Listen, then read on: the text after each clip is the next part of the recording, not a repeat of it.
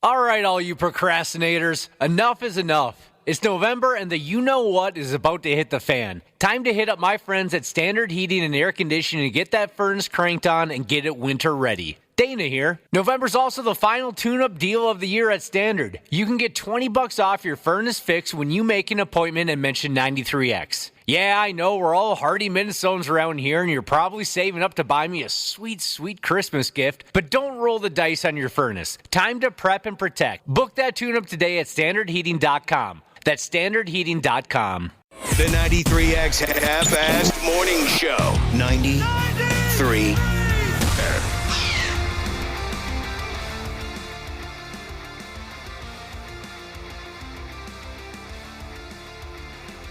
I got a good news, bad news kind of a thing for you right from the get-go as we welcome you on over to the 93X Half-Assed Morning Show. Good news is today begins our first of 2 holiday season F-off weeks. Okay? Next week is Thanksgiving. We're going to go ahead and take a smooth week away from work next week. So this week, our last before a week off is an F-off week. Whatever happens during an F-off week doesn't really matter. Doesn't count. It doesn't count. That's the good news. The bad news is, seeing how it's only, 5:40 on Monday morning, Cubby, the end of our F-off week feels a long ways away right now. Yeah, this week is going to drag on. But we'll got to get start there. somewhere. You got to start somewhere. I'm fairly confident that we'll get there, or at least we'll try like hell to get there. It just feels like a long ways away in this very moment right now. Well, I think expectations are even lower than they would be in a normal week. So hopefully we get a little bit of slack, wouldn't you say? As Dana said, it doesn't count. It's an asterisk in the records book. Right. Of course, expectations are lower because it really doesn't matter and it really doesn't count. And hopefully, folks listening, it's the same for you. There's some folks that have texted in and said last Friday was their F-off day, their last day of the week for 2 weeks. Oh, wow. So they're doing pretty good. They love Thanksgiving. For 2 weeks. 2 weeks. Lick me down. I thought we were the lucky ones. Hope everyone and all of y'all had a terrific weekend. Anything I should know about?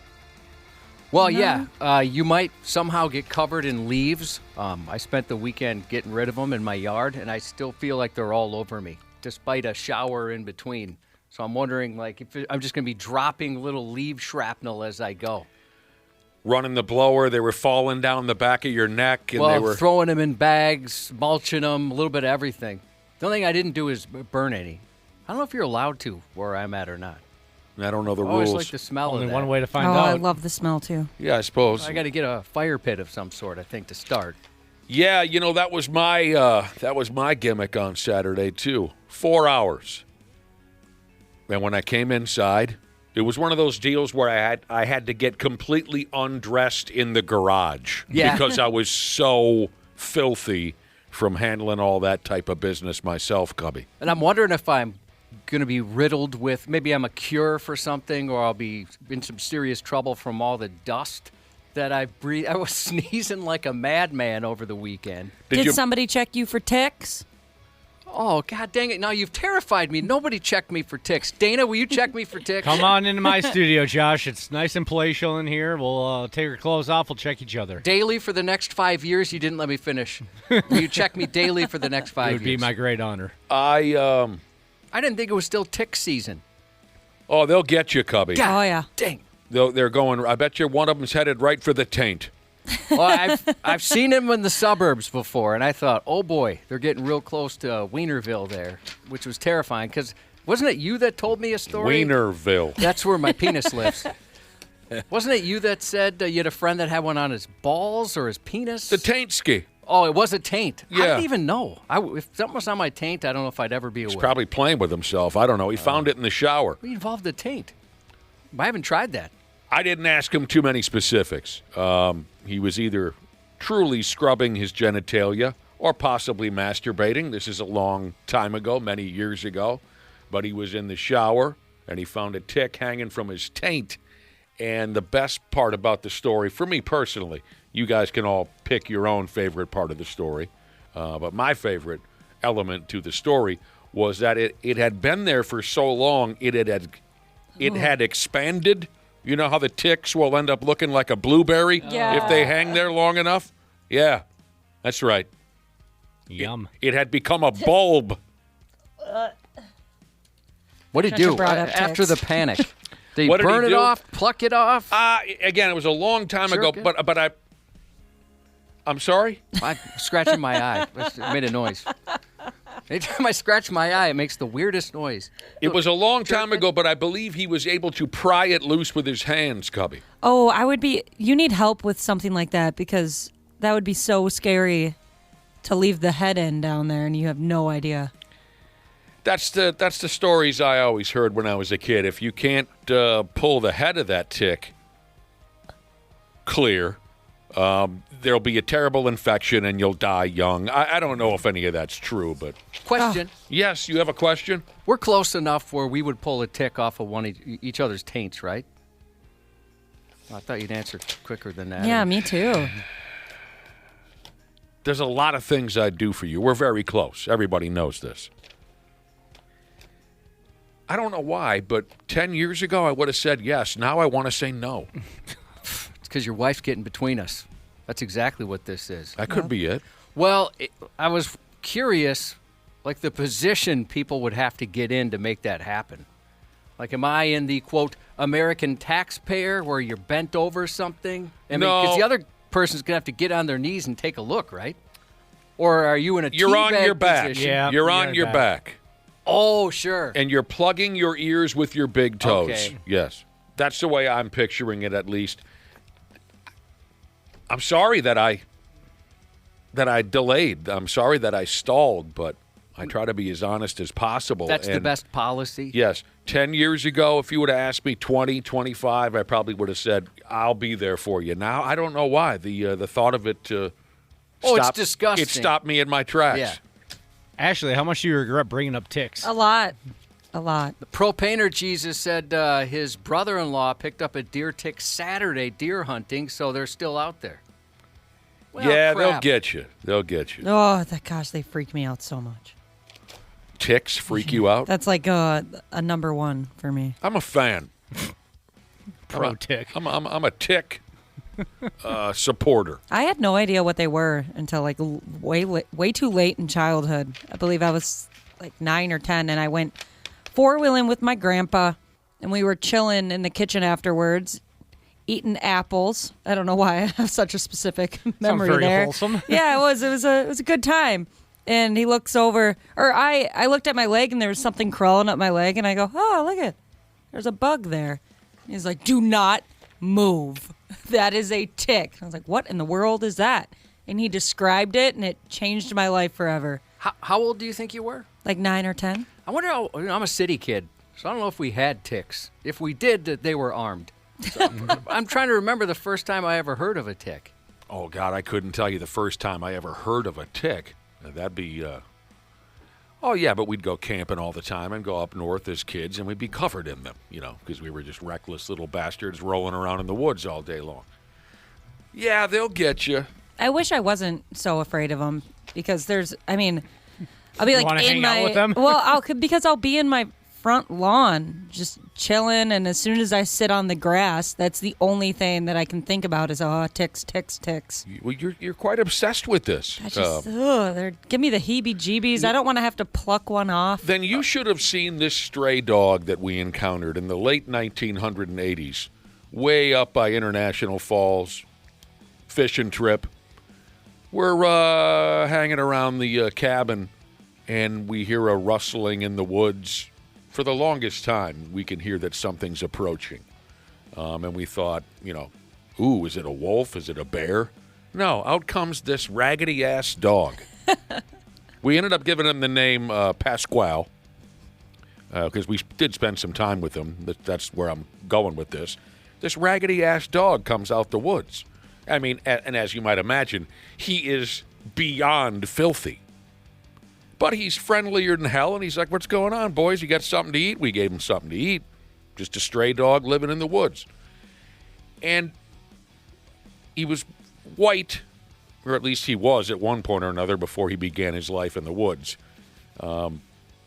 and we all took a little bit of, we're petting them and scratching them. Hey, buddy, that whole thing. Yeah. And I'm wondering, well, what the hell is, he had all these little bulbs hanging off of him. It looked almost as if, like beads that a person might put in their hair. I was like maybe a 14, 15-year-old kid. And I'm like, what are all these things hanging? Well, they were ticks that had expanded and swelled, like I was describing earlier, my friend's taint. This dog had hundreds of these ticks that had expanded and swelled, hanging off of him like Christmas bulbs. I had How was never. he still walking? I don't know. He was a happy little peckerhead. Because it was just like a rainy day and we had nothing to do. I don't know how we didn't catch something lethal, but we kids pulled them all off. That's awesome. We spent all afternoon cleaning this dog. Why? I don't know. Bored kids in the middle of nowhere. We pulled all the ticks off of him, put him in the river, gave him a bath, and he was just like, oh, God. It was just the most enjoyable day for this dog. And I thought, maybe because I'd seen too many movies, well, he's never going to leave us. Yeah. After we bathed him, he said, well, see ya, and went right back into Thanks, suckers. He used you. We were like, Pasquale, come back. The life in the woods doesn't work for you. Come on, man. You look terrible. He just went right back up there. He just went and got 20 more ticks. Yeah, after he had some beef jerky and some, bratwurst, and he was gone. The timing of this is interesting because over the weekend there was a story that broke about the first person who died from a meat allergy caused by a Lone Star tick. It was a pilot in New Jersey. And meat allergy caused by, you know what a Lone Star tick is? I think it's a Texas thing. Oh. I mean, I'm not sure a lot about it. Wow, I got to hear this. So, what's it called? Alpha-gal syndrome? I'm not sure. There's a syndrome you can get. You probably have heard of it, where it can make you allergic to red meat. Yep. And so this guy, this happened last year at a barbecue. He ate a hamburger and the poor guy died. And they knew he had some sort of meat allergy before because he had gotten sick. And so they thought, oh, it might be this deal. And he's there with his family. It's a New Jersey pilot, eats a hamburger, and that was it. A tick bites you or feeds off you for a while, gives you this issue. It passes on this issue. That's what you're saying? Yeah, I remember hearing something or another about that. Oh, I'd be so pissed off. I thought somebody was messing with me the first time I heard that. Like, it can cause it. How's that possible? So, A friggin' hamburger. yeah, killed And him. next thing you know, He's done. That's it. Well, thanks for all that, Ashley. Yeah, absolutely. What Good did morning. I hope your breakfast is delicious. What did she do? What did Ashley do? She's the one that terrified me about ticks. She started it all. Now I got to get checked out. Dakota Sheriff Deputy Jesus said when he was in basic training at Fort Lauderdale, Wood, Missouri, he had a buddy get a tick stuck in his urethra. Oh, and no. had to go to the hospital. They That's will not where climb. you want one. No, they'll go up your urethra, Nice and warm in there. vagina. Well, where are all you make fun of my narrow urethra guys now? There's no tick that can get up there. That would have to be one agile tick to take on your narrow urethra, no question about it. Snow might make an appearance this week. Well, that'll kill the ticks. Oh, Let's that would hope be so. awesome. By the I way, love I snow. should have made clear, Lone Star tick, it's out. It's not just in Texas. I had heard they started there. I don't know for sure. But there's some in Minnesota. I mean, people are texting in that, too. Sleep well. I heard some talk of snow a day or two ago. Tonight, right? I'm not exactly sure. Well, I read this morning that we could get rain and/or snow tonight.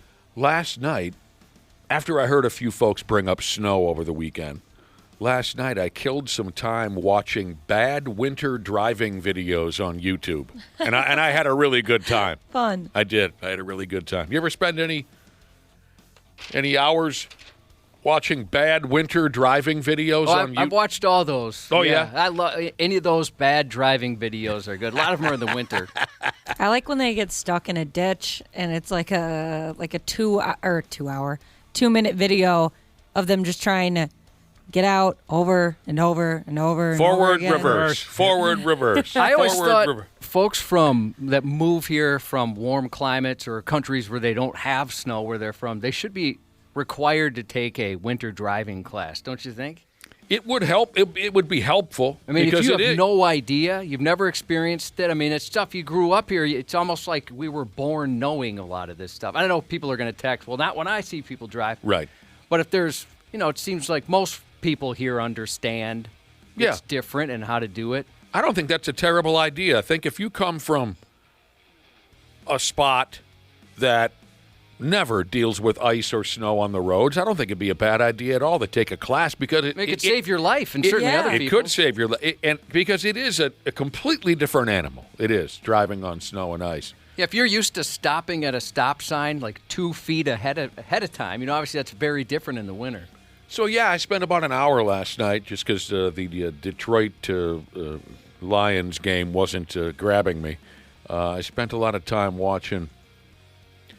And there's all different types of videos. There's the dash cam videos with no sound. And then there's personal cellular telephone videos where, there's a little bit of a conversation going on in the vehicle before the accident happens. And my favorites are where there's a dude. The examples I saw, they were all guys. And you can hear his radio is playing, right? He's just driving. And then you see the vehicle. He's going too fast for the road conditions, very icy. You see the vehicle start to kind of wiggle a little bit, and you hear the guy behind the wheel go, "Oh, Jesus." Oh, here we go. Those are great. I also like the video. Sorry, did you have more on that? No, it's just fun to hear the guy verbalize his acknowledgement that this could be bad. It would be fun to see or hear your own reactions when there's been close calls. Right.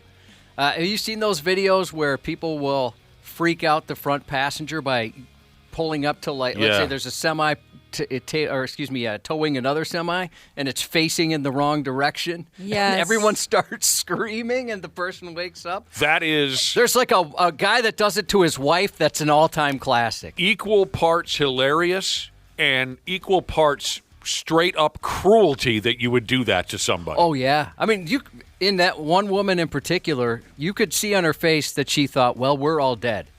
Yeah. The screaming was just out of control. And a lot of it is young people, and you can tell that this is a group coming home from a weekend of drugs and alcohol, right?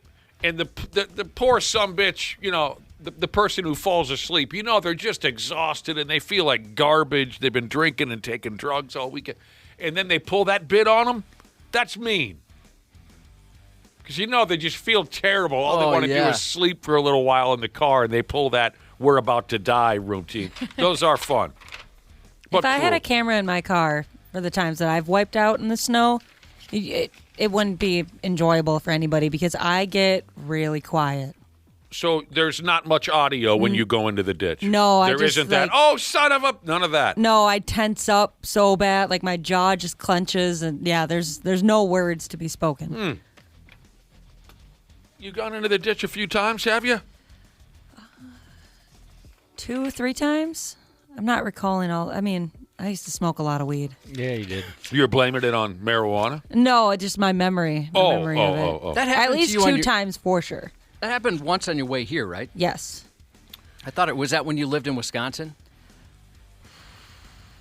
It doesn't I don't really think matter, so. I can't remember. I can't recall. But I do remember the worst one. I was on my way to college class, and I was taking an exit, wiped out, went down this huge embankment, and there was already a car down there. I was like, "Oh, what's up?" And then I thought, "Oh no, that means there's going to be more coming." Oh, and yeah. there was, and I was just, I was so scared. I was Don't like, get out of your car. That's what I was trying to remember what I was taught in driver's ed. Like, do I get out? Do I run over in that direction? And a couple more cars came down, but thankfully they missed me. That's great that you were thinking back to driver's ed. Oh, yeah, I remember that too. That's like the one time I ever really paid attention. Yeah, they tell you to just put a towel in the gas tank, light the one end, and walk away, and take the insurance money. But you got to walk slow motion. Yes, you do. You gotta look really cool, and then flick the lighter away too.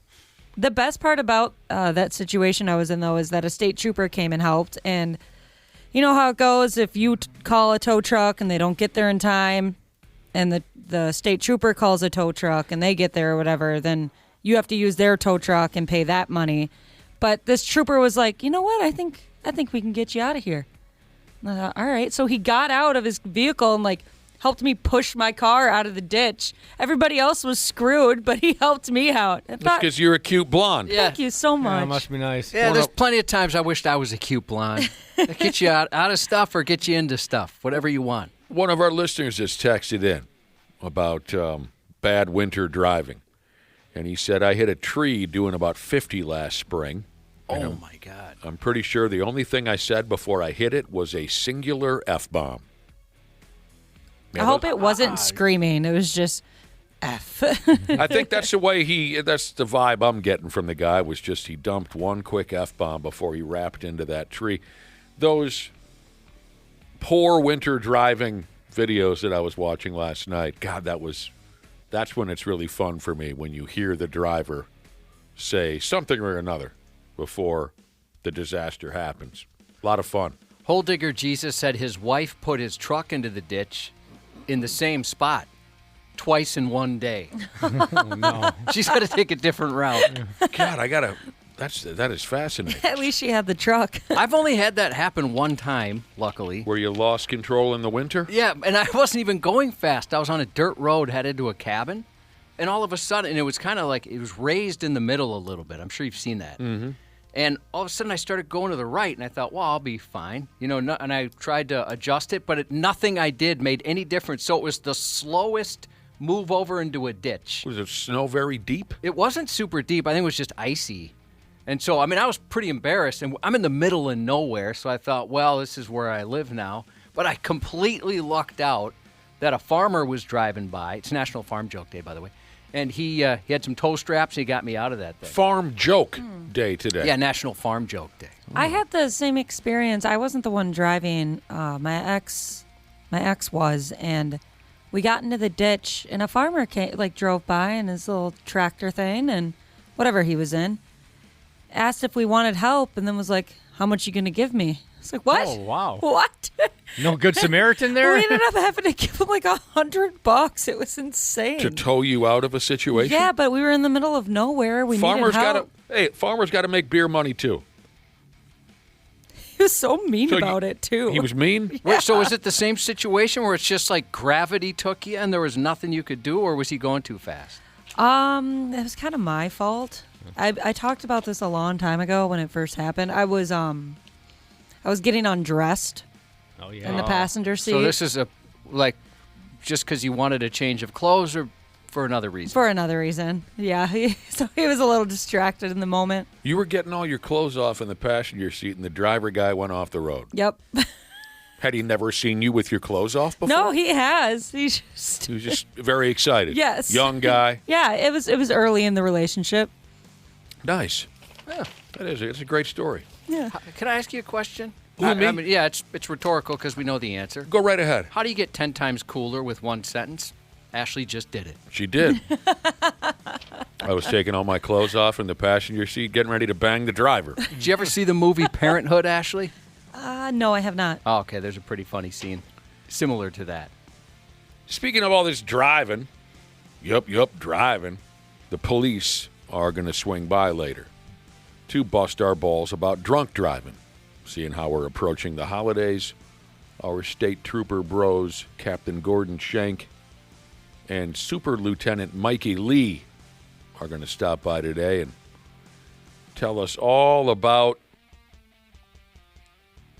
how to keep from driving around town drunk this year holiday season. About 8:25, 8:30, the boys will be swinging in.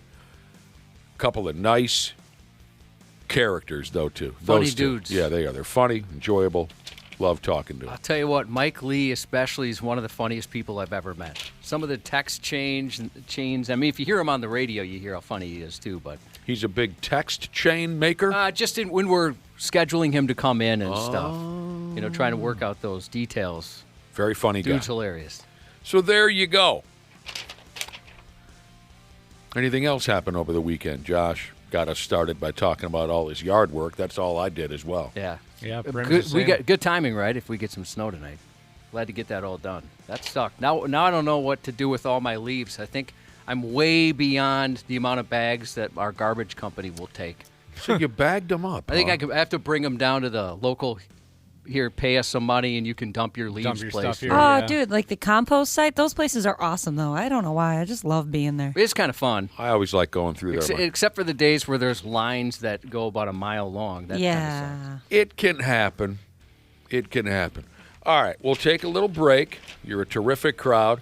It's day one of our first holiday season F-off week here. We'll return with the stupid news in a few minutes on the Half-Assed Morning Show. The 93X Half-Assed Morning Show. All right, all you procrastinators, enough is enough. It's November and the you-know-what is about to hit the fan. Time to hit up my friends at Standard Heating and Air Conditioning to get that furnace cranked on and get it winter ready. Dana here. November's also the final tune-up deal of the year at Standard. You can get $20 off your furnace fix when you make an appointment and mention 93X. Yeah, I know we're all hardy Minnesotans around here, and you're probably saving up to buy me a sweet, sweet Christmas gift, but don't roll the dice on your furnace. Time to prep and protect. Book that tune-up today at standardheating.com. That's standardheating.com. This episode is brought to you by Progressive Insurance. Do you ever think about switching insurance companies to see if you could save some cash? Progressive makes it easy. Just drop in some details about yourself and see if you're eligible to save money when you bundle your home and auto policies. The process only takes minutes, and it could mean hundreds more in your pocket. Visit Progressive.com after this episode to see if you could save. Progressive Casualty Insurance Company and Affiliates. Potential savings will vary. Not available in all states. What's up, guys? David Pollack here, former Georgia Bulldog, former analyst with College Game Day, and host of my new show, See Ball, Get Ball. I'm a defensive lineman. That's why that's the name. You see the ball, you go get it. We're going to dive deep into college football. We're going to break down film. We'll have bold takes, real conversations with the biggest names in the sport every single week. If you eat, sleep, and breathe college football like I do, man, I promise you, See Ball, Get Ball is for you. So do me a favor. Follow and listen on your favorite platform. Stupid news on the Half-Assed Morning Show.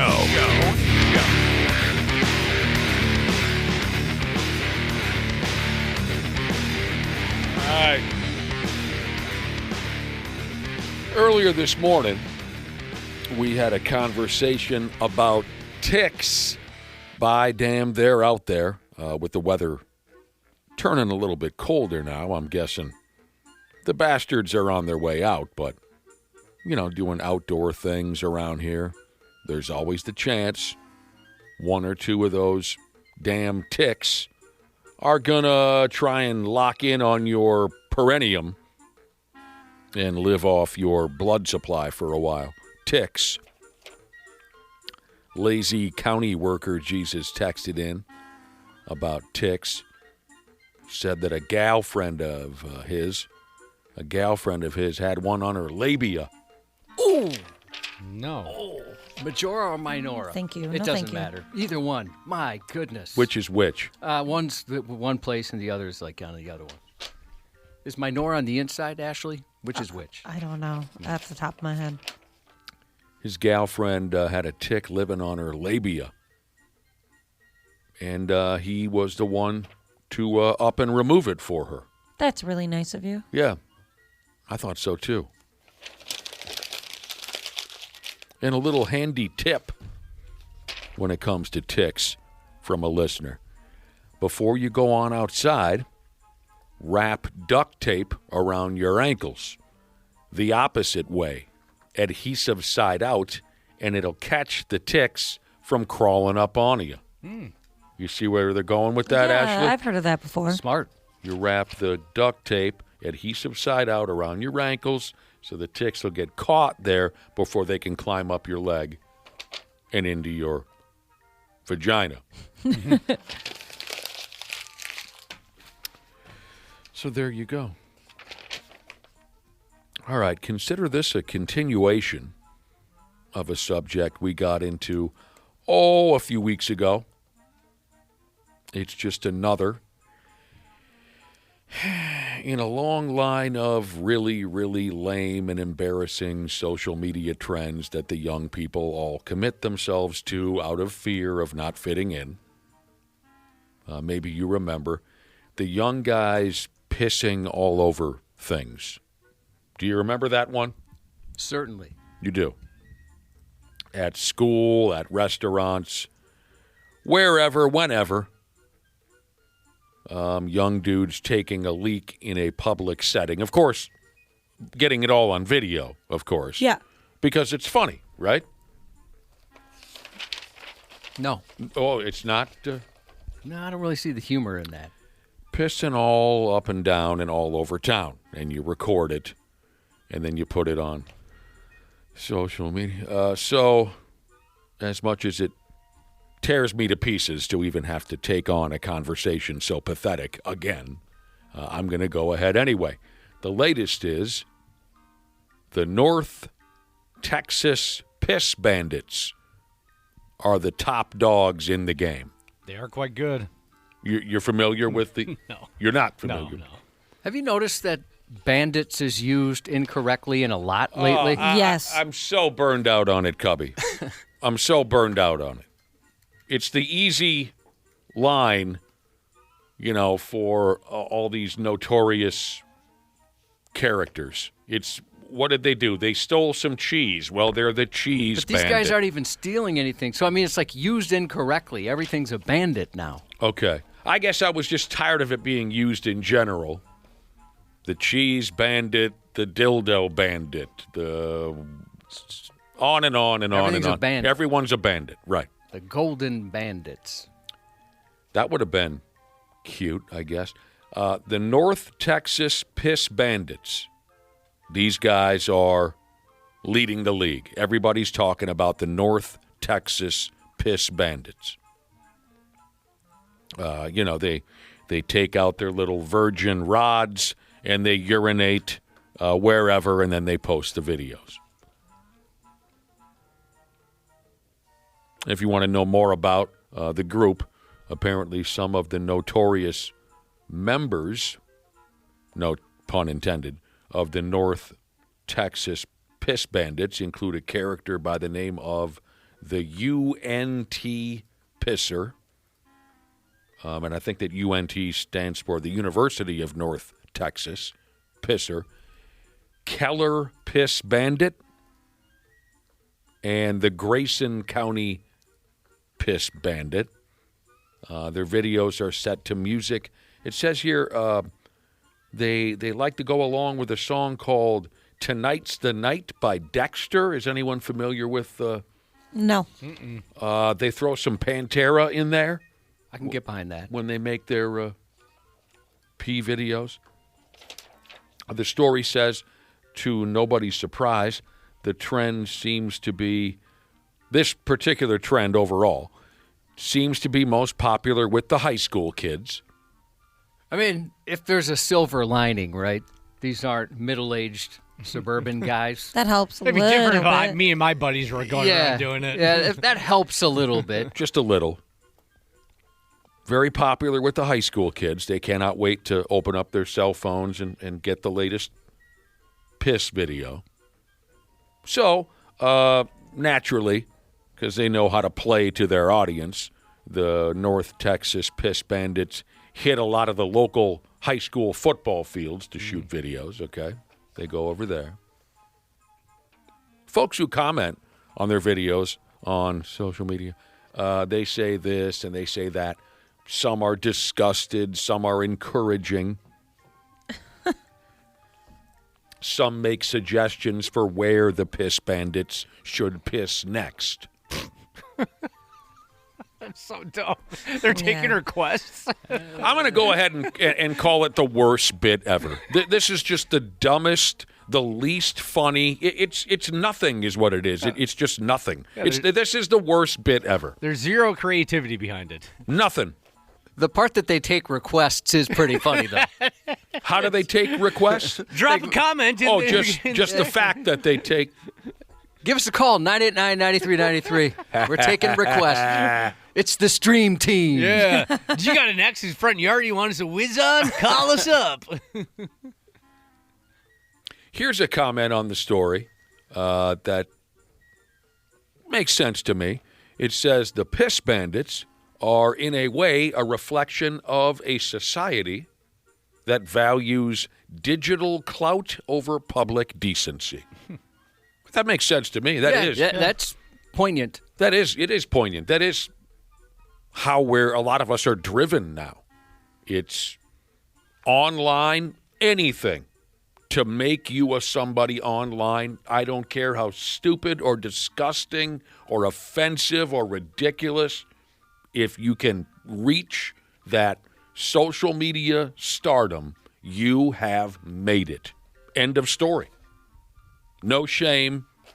And it's just weird, stupid stuff like, there's one particular guy's rushing stages of celebrities, pop stars. And that's kind of been his bit, He does what exactly? He's just rushing the stage to get to a pop star, a singer or whatever. And that's his thing. Like that, you're the rush the stage guy? He just gets up on stage and then they get video of that and then he runs away. Pretty much. Why do you want to be that guy? Because it makes you a somebody. I mean, here Cubby is talking about it. Cubby's aware of it. And that's all that matters. Well, it's weird. Like, that's even written about. Like, it just seems like what a strange thing to write about. But that's how they're getting famous. So obviously it's working. But I don't understand it. This is the worst bit ever. I mean, there are more dangerous bits. Certainly, we've discussed those.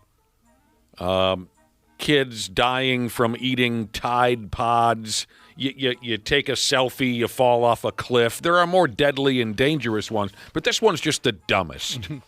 It's just, like I said, there's just nothing of substance here for me personally.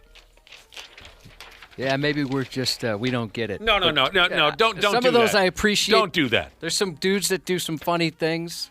Or I like the trick shot ones. Like, those are kind of entertaining because there's some skill there. But this I don't fully understand. No, Josh, this is not just we're too old to get it. Come on. There's plenty of social media gimmicks and whatnot that I will absolutely admit I'm just too old to find that interesting. This pissing in public and just taking a piss on the floor at your high school library, there isn't some joke we're missing here, Josh. It reminds me on Twitter not too long ago, maybe a couple months, it was like a weird trend where these like dudes were in public bathrooms, and they would stand on the toilet and then take a video of them peeing everywhere in the stall. Yeah, that's what we're talking about. Yeah, but it's just, it was older people too. Like, it was people that were in their like. Oh, I can't explain that. Like they're drinking at the bar, so late 20s, early 30s, and I was just so confused every time somebody would post a video. What are you doing? Why? Somebody has to clean that up. So there you go. Almost every time we talk about one of these new social media nightmares, we get a text from one or two people who say we are living in the movie Idiocracy. I've never seen that. Well, you're living it. Yeah, you don't need to see it. All right. I'll take your word for it. I watched it once, and I thought it was just absolutely horrible. But maybe I should watch it again so I can better understand what people mean when they send that text in. Because they must, these people who text in, we're living in the movie Idiocracy, they must know what they're talking about. So, but I just thought the movie was so dumb. It's on Netflix. I'll try it again maybe so I can better understand. The German Autobahn. Boy, I haven't heard that said out loud in years. It did seem like a big deal in high school, didn't it? At least for me, everybody's talking about the Autobahn and how cool it is. You can go as fast as you want. Have you driven on the that German road. Autobahn, Josh? I haven't, but just because I haven't been to Germany. Right. That sounds scary. I don't want to be on that road. That's where we're at next. The German Autobahn. And like Cubby just mentioned, the story I always heard about the German Autobahn is that there ain't no speed limit on that pig. That's not entirely true, but we'll find out here together as a family. Yeah, that was disappointing to me when I had heard that there is a speed limit on the Autobahn. My childhood was shaken a little bit. I don't remember ever thinking much about it, really, any time in my life. I always thought it was really cool. You did? Yeah. I remember a couple of television commercials advertising new cars were shot on the Autobahn, to show how slick and fast the new, Mitsubishi Elantra was. Or I don't even know if that's a real car. It just came to mind. How long of a road is this? You combined a automaker and a different brand of, or excuse me, a model. I mixed up the make and model? Yeah. Okay. What were you saying, Ashley? How long of a road is this again? I think I have that in front. I think I have that, Summers. The deal is, a guy and gal decided that they'd push their motor vehicle up to about 90 miles per hour on the Autobahn. And then once they hit 90, they decided they'd go ahead and bump. That's not dangerous at all. No word on what positioning they went ahead with. As most of us know, many cars limit your choices for sexual positions, especially when you're trying to dink and drive. You're limited in your positions, especially when you're driving. So whatever position they chose to fold into, it didn't mix well with trying to keep a 90-mile-per-hour vehicle on a straight path. Word is they lost control and pert near killed a couple dozen other drivers. They're trying to have sex and go 90 on the Autobahn at the same time. A truck driver damn near flipped over and died when this German F-Shack on wheels, these two people came sailing straight at the truck driver, and he almost had to roll the pig in order to save his own life. The police were called, and the two morons were arrested down the road at a gas station. When the cops got there, the gal was finishing the guy with her hand. Well, I mean, it's tough to stop. How does that not ruin the mood? Going through that. You almost killed somebody, but you got to get it done. Yeah, well, if you got a male cop, he's like, well, you don't want to risk blue balls, so I understand. When the cops walked up, she was finishing him off with her hand. That's what, Dana, isn't that when you knew it was time to get married?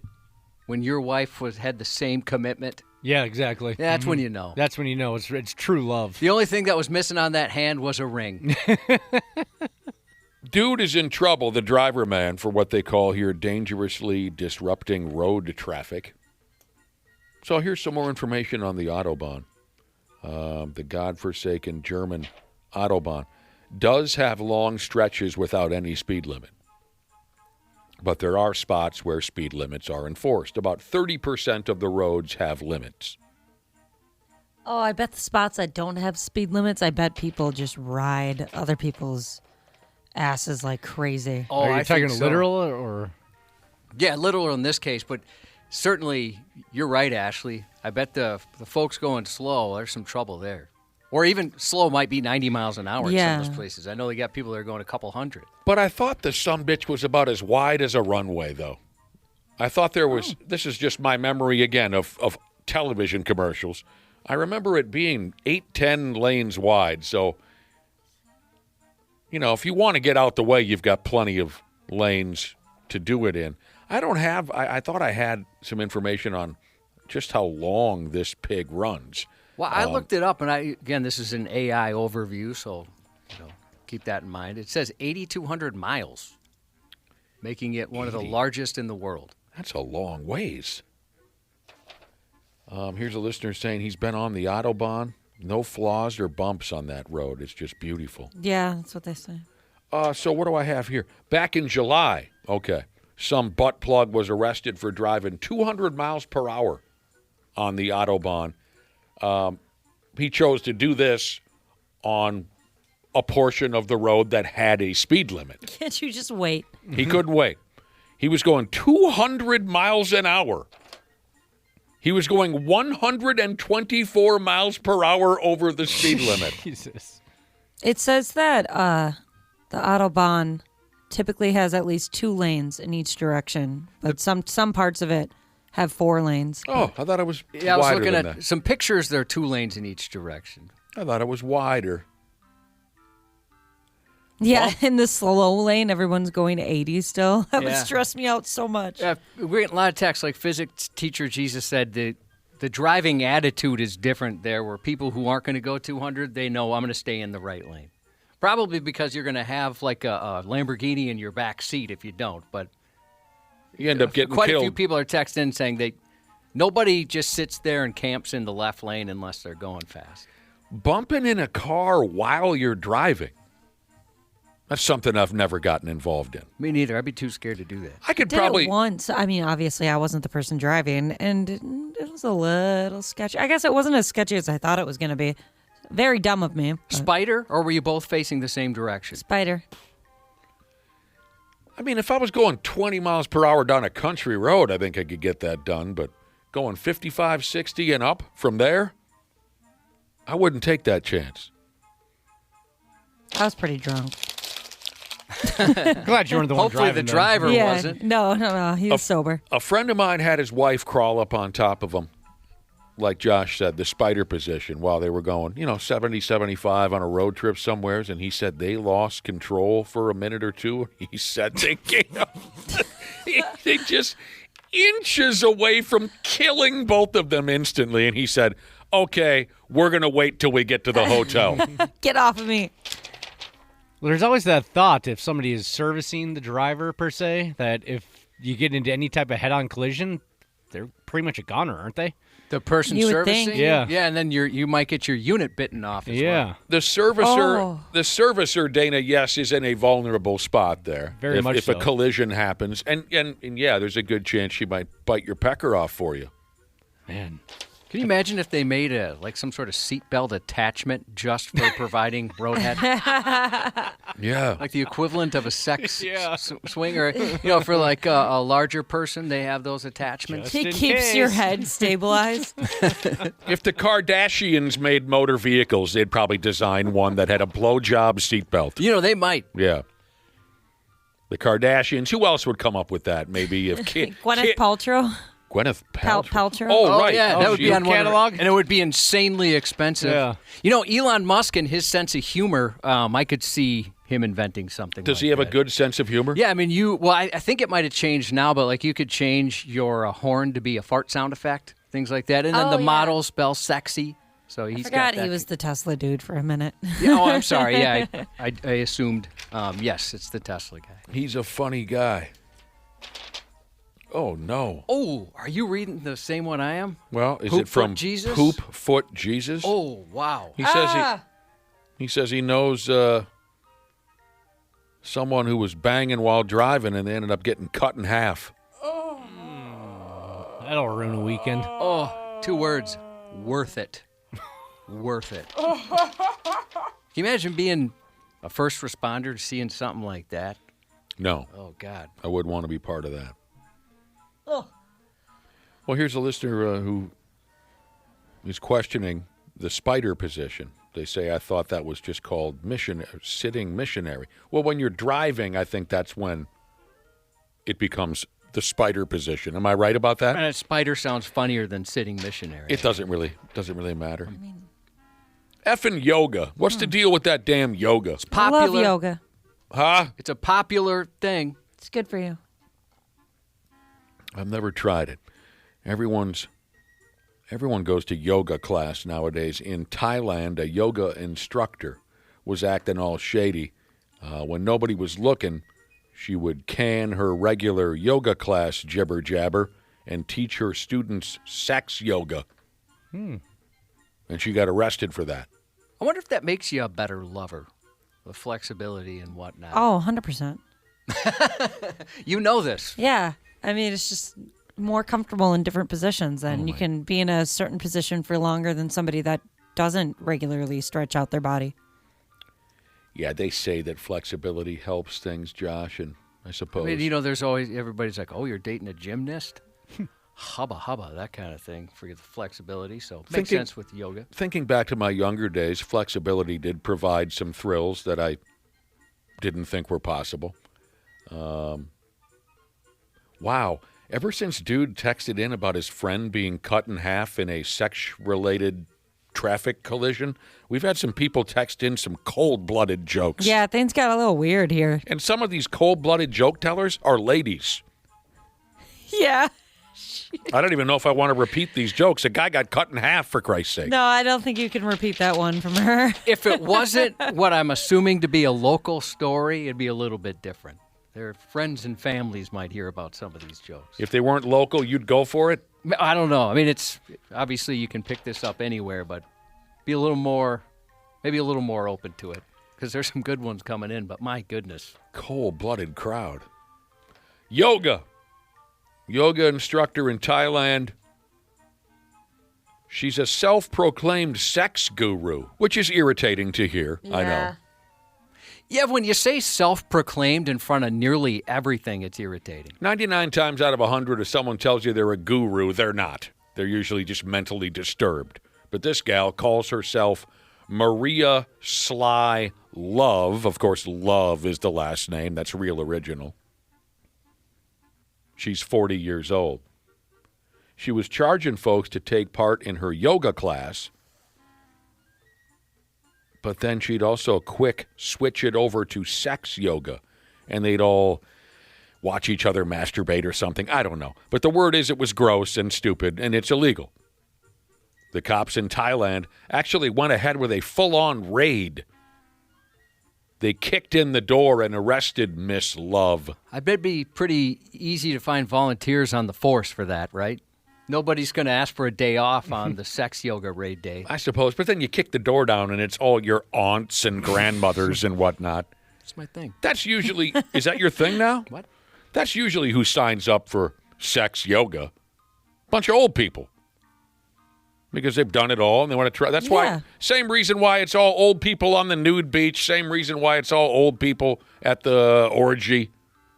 They're on their way out and they want to live a little. Or like when that bar dancing class thing was popular for a while, it wasn't hot 21-year-olds going to that. It was middle-aged moms. What dancing? Like pole dancing classes. Pole dancing, like yes. for exercise. No, you're right about that. My wife worked for a brief time at a pole dancing gym. It lasted maybe 3 weeks, and then it went out of business. And she said it was mostly old ladies. Not like aunts old, like grandma's old. I always wanted to try that, but you have to be like very in shape to be any good at it. Pole dancing? Yeah. So the cops kicked in the yoga lady's door. They beat her unmerciful. And her students had to wait until they got home to orgasm that day. They called her gimmick sexually indecent, and she was arrested. Some of those yoga classes, they barely wear any clothes. I mean, sometimes yoga pants are like basically sprayed on. Especially the hot yoga classes. The hot yoga is what I'm specifically referencing. Gross. There's like next to nothing on some of those folks. I will never do hot yoga. Why do I want to sweat? Any yoga will be hot for somebody like me because I don't need a reason to sweat. The best yoga I ever did was puppy yoga. Best day ever. They got goat yoga. Yeah, I was just going to say, I've seen pictures of the goat yoga. Yeah, they're just covered in poop, though. Yeah. Who's covered in poop? And that's like a black hole back there on goats. You don't want to mess with that. Goat yoga. Goat yoga. Yeah, have you ever watched that There's before? feces everywhere? Oh, they poop all the time. Yeah. Well, I know that, but don't they put a pair of diapers on the goats for goat yoga? No diapers. Oh, no, I've never seen goat yoga. I've heard it said out loud. So you're rolling around on a mat surrounded by goat turds? Well, it's going everywhere. Yeah, and they jump on your back. So there's probably some people that they get goat feces on them. You know, like if you go to a obviously. fancy restaurant and they ask you if you'd like fresh cracked pepper, it's kind of like that. Somebody's just using one of those pepper mills, spraying it all over you. And adults sign up for this willingly? Yeah. Okay. Here's a guy in Pennsylvania who claims he got shot by his dog. It's a cute story. In a place called Shillington, Pennsylvania. Shillington. This jabroni says the other night he was cleaning a shotgun. And at one point or another, he put the shotgun down on his bed. And then he sat down on his bed. And then his damn dog jumped up onto the bed with him. He says his dog got tangled up in the shotgun, and it fired, and it hit him right in his ass neck. What an idiot. Who's the alpha now? Yeah. Something terrible could have happened, like the dog got shot. Like right up, yeah. What if the dog got shot in the ass neck? Like right above your ass crack. Put the safety. Why is he cleaning his gun without the safety? What an idiot. Well, accidents happen. No, the first thing no, I they need don't. to do when clean this is make sure it's loaded. Yep. Yeah, gosh. What a moron. If my dog shot me, I don't think I could be mad at him. Yeah, good boy, good boy. No, got a he'd cute- probably be terrified. It's probably going to hurt his ears. You do have a cute dog.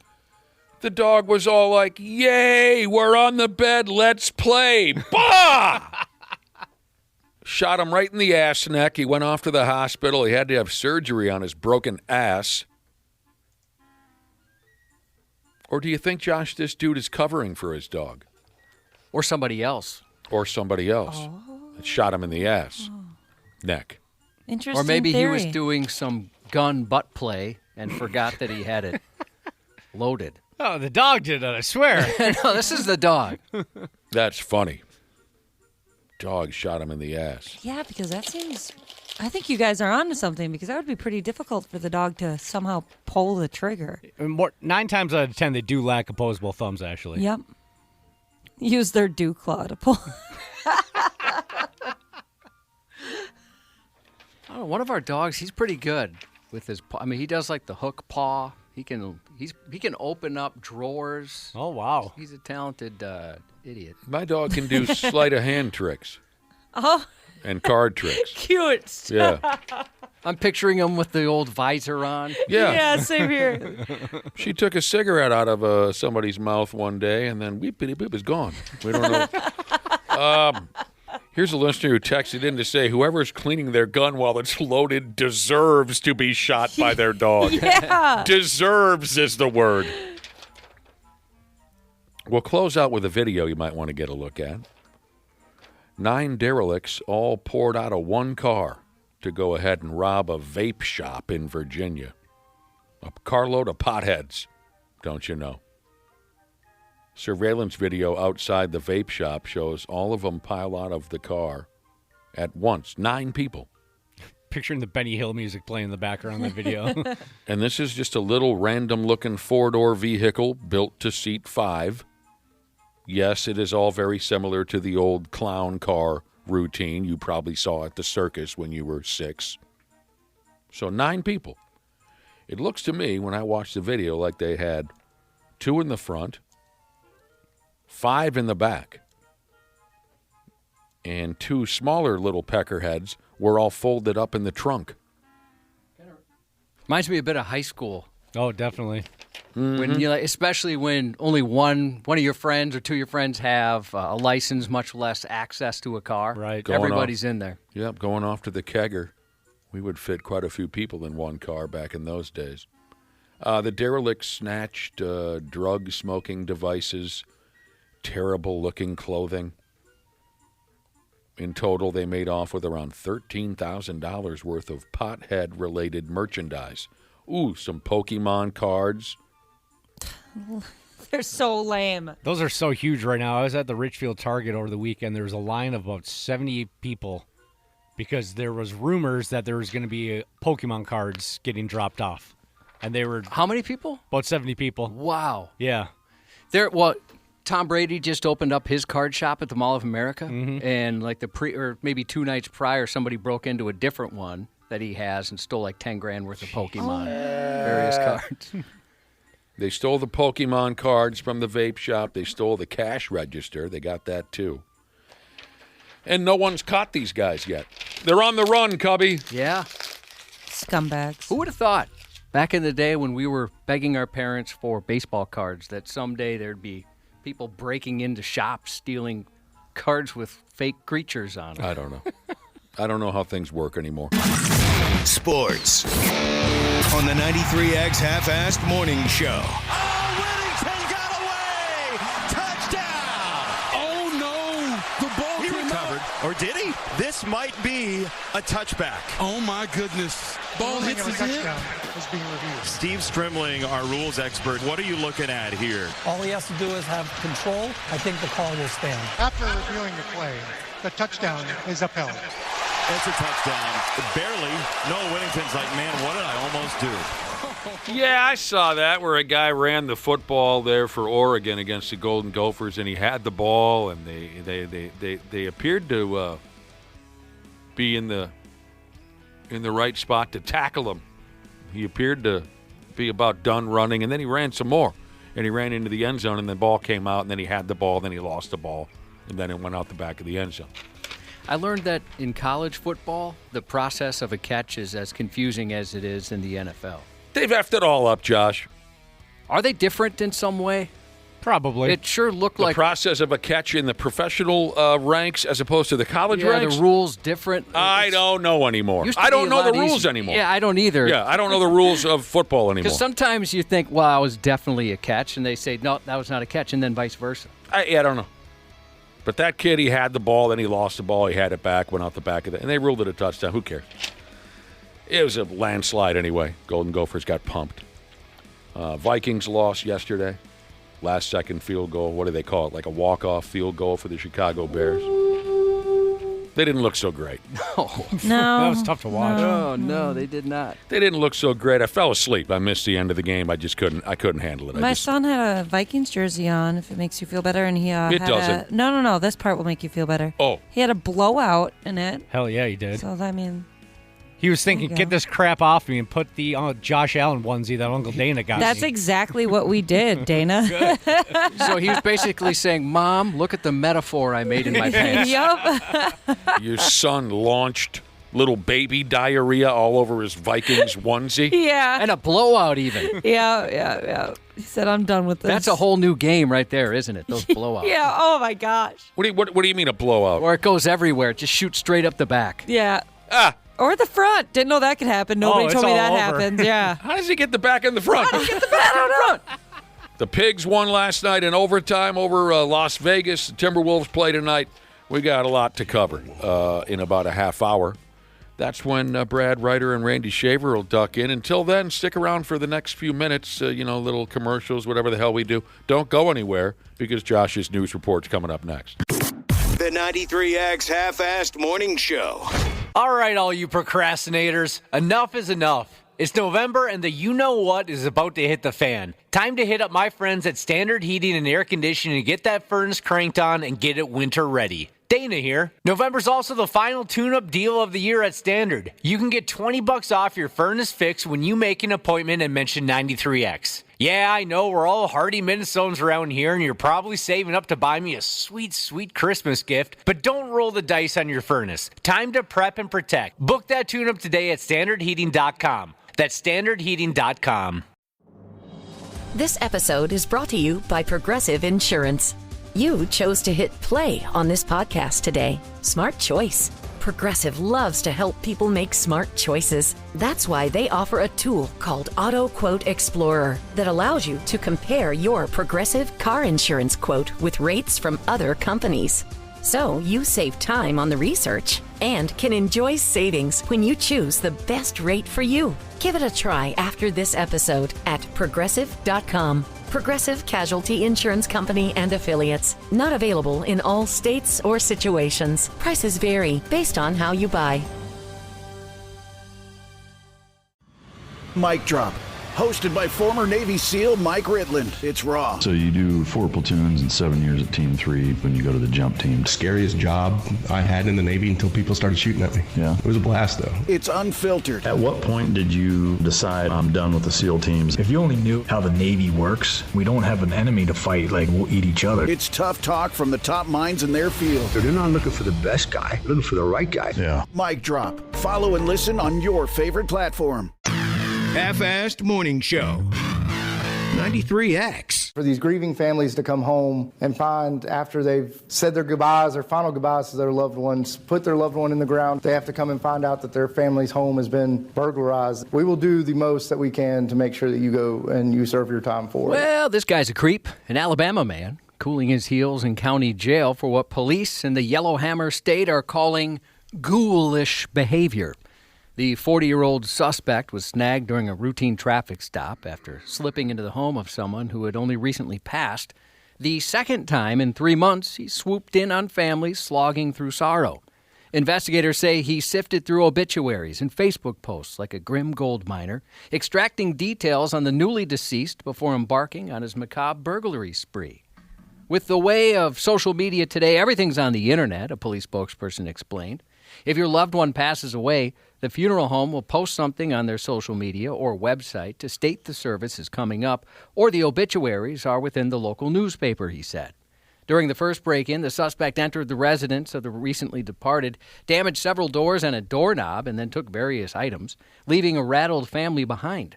It's sad, an officer added. It's awful, it's despicable. This is potentially the family's worst time. Authorities have likewise described the actions of the despicable heinous as heinous. They described this crime as heinous. They say the suspect may have searched Facebook and online obituaries to identify homes to steal from after the residents passed away. He's currently being held in the county jail with no bond, a measure officers say is meant to prevent him from striking again. So he waits till everyone heads off to the funeral and then kicks the door down, takes all their stuff. Yeah, it's pretty low. Man. Yeah, so far, they don't think they've got all of them. But he'd either break into the home of someone who had passed, maybe live there alone, or these families as they're at the funeral. We're at our worst right now, aren't we, Josh? That's pretty bad. We're at our worst. What would you consider worse? Breaking in when you know the family's at a funeral, or breaking in and stealing all their Christmas presents when you know they're... Probably the funeral. The funeral? Yeah. You're already pretty low, and that's the last thing you need. A guy I know left the house for about 20 minutes around Christmas a few years ago. Came back, every single present under the tree was gone. Oh, That sucks. that's so terrible. How about this for a pretty bad one? There was a family we're friends with. Their daughter had cancer. Luckily, she's in remission now, thank God. But at the time, it was bad enough they had a Make-A-Wish trip to Disney World. They got back.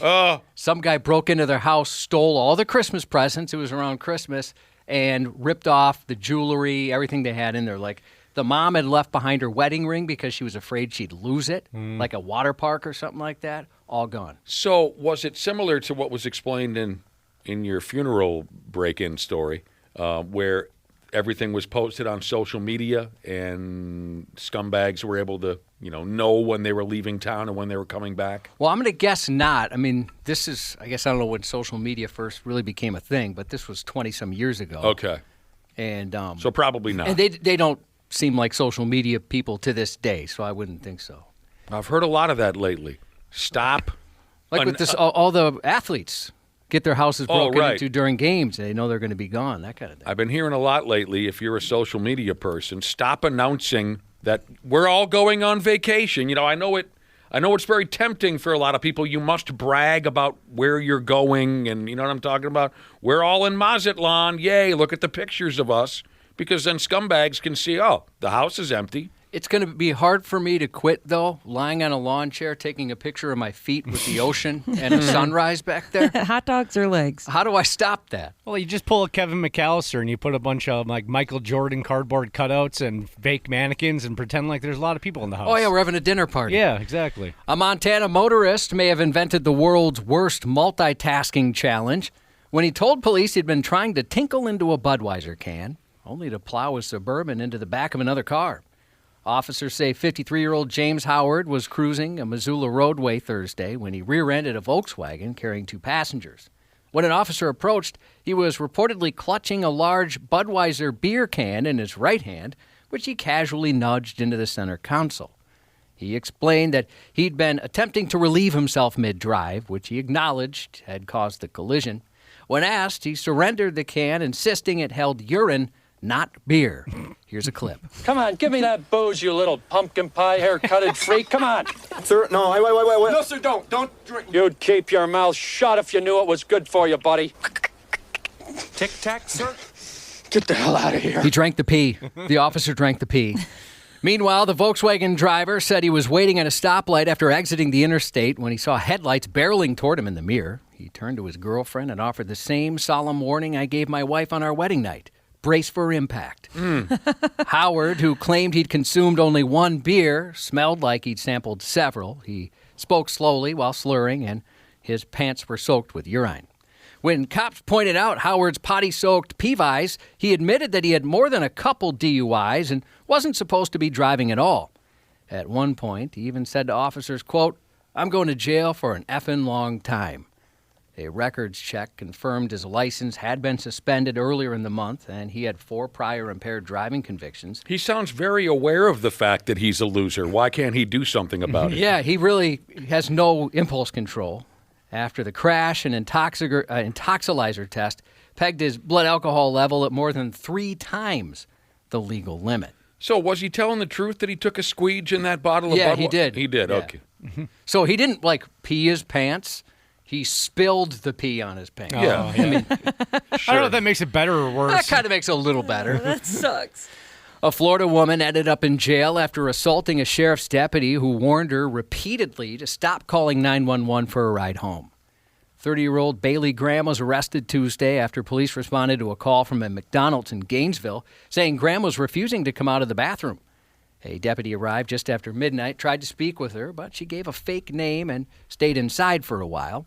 When she finally emerged, the deputy helped charge her phone so she could arrange a ride. Yet Graham chose instead to call 911 and insisted they take her home. The deputy explained calling 911 for that reason was a criminal offense, but still offered to drive her home personally. Graham, who had not yet given her real name, refused the offer. Yeah, she can't be helped. Even though she's been calling 911 asking for cops to give her a ride home.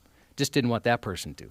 Moments later, police said she called 911 again, repeating her request for a ride. Dispatchers alerted officers, including the deputy already at the scene, that Graham was still calling 911 from the bathroom. The deputy told her several times to stop, but Graham ignored warnings. When the deputy approached from behind and took her by the arm, Graham spun around and struck her in the face, shouting, "Get your hands off me, bitch!" Oh, no. I'm sorry. I'm saying that. That was a bad word. You're saying you're That's sorry. That's a quote. That's a direct quote. By then, additional deputies arrived to help. As they tried to take her into custody, though, she resisted, even wedging her foot against the vehicle's door to keep it from closing. Once she was finally inside the patrol car, the deputy overheard her mutter something about not being prepared. When asked what she meant, she replied, "In any other situation, I would have probably killed you." Oh. Wow. Yeah, I don't think so. According to the deputy, she called 911 a total of 14 times. This is no way to celebrate the return of the McRib. A seemingly over-caffeinated McDonald's customer threw a cup of hot coffee on a worker during a heated argument over her order. The scene, captured on a witness video, unfolded Tuesday, the 4th, at a McDonald's in Buena Vista Township, Michigan. The irritated customer stormed up to the counter and complained her food order had been canceled because she didn't pick it up in time, meaning the mix-up was actually on the customer. The employee tried to calm her down, explaining she would receive a full refund, but that's not something folks are willing to accept in 2025. No, not at all. The exchange kept getting worse until the woman suddenly lost it, shouting, "F you!" before hurling a steaming cup of coffee at the worker, who screamed in pain as it hit her. The customer piled on verbal burns on her way out of the door, yelling, "Catch that hot-ass coffee!"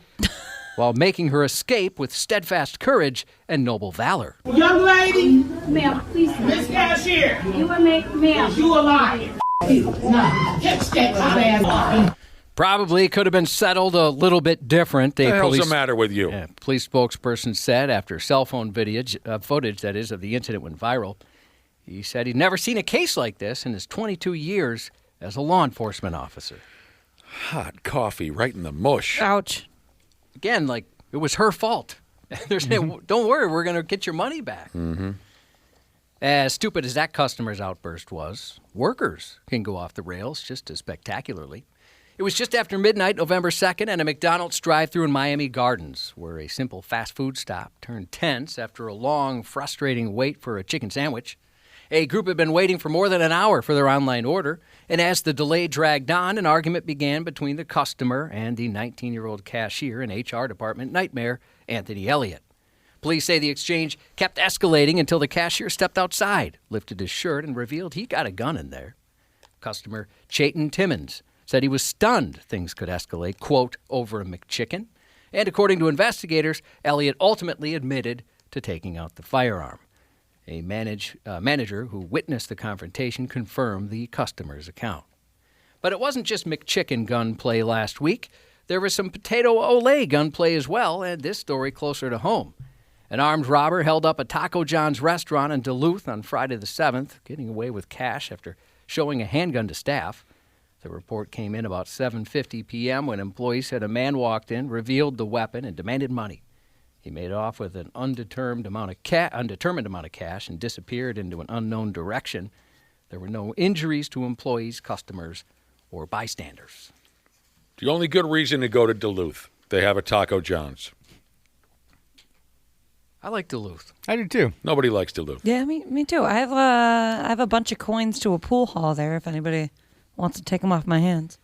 They've got a decent-sized lake up there that I find pretty good lake. Yeah. Nobody likes Duluth. Pretty good size, yeah. They got a green mill and everything. It's not that big of a lake. Been to that green mill? I love that green mill. As a child, Bentleyville too. As a child grows, a parent shows them the ropes. You know, how to tie their shoes, how to treat people kindly, how to handle life's little challenges. Well, in normal upbringings, right, Josh? Yes, Yeah. but in Florida, how to deliver dad a dose of Narcan in case he overdoses on heroin is another lesson a kid learns there. The grimly absurd reality became devastatingly real for an 8-year-old boy who was, as Sheriff Mike Chitwood put it, forced into a situation no child should ever have to face. On Tuesday, dispatchers picked up the line to hear the young boy's voice after he found his father, 44-year-old Daniel Jones, unconscious in his home and dialed 911 with the calm urgency of someone far older than his years. 911 with status of your emergency. My dad won't wake up. Can you see if he's breathing? Yeah. Can you yell to your dad to see if he'll wake up? Can you just say, Daddy, wake up? I even tried hitting him. You tried hitting him and he didn't wake up? According to the sheriff, the boy saved his father's life.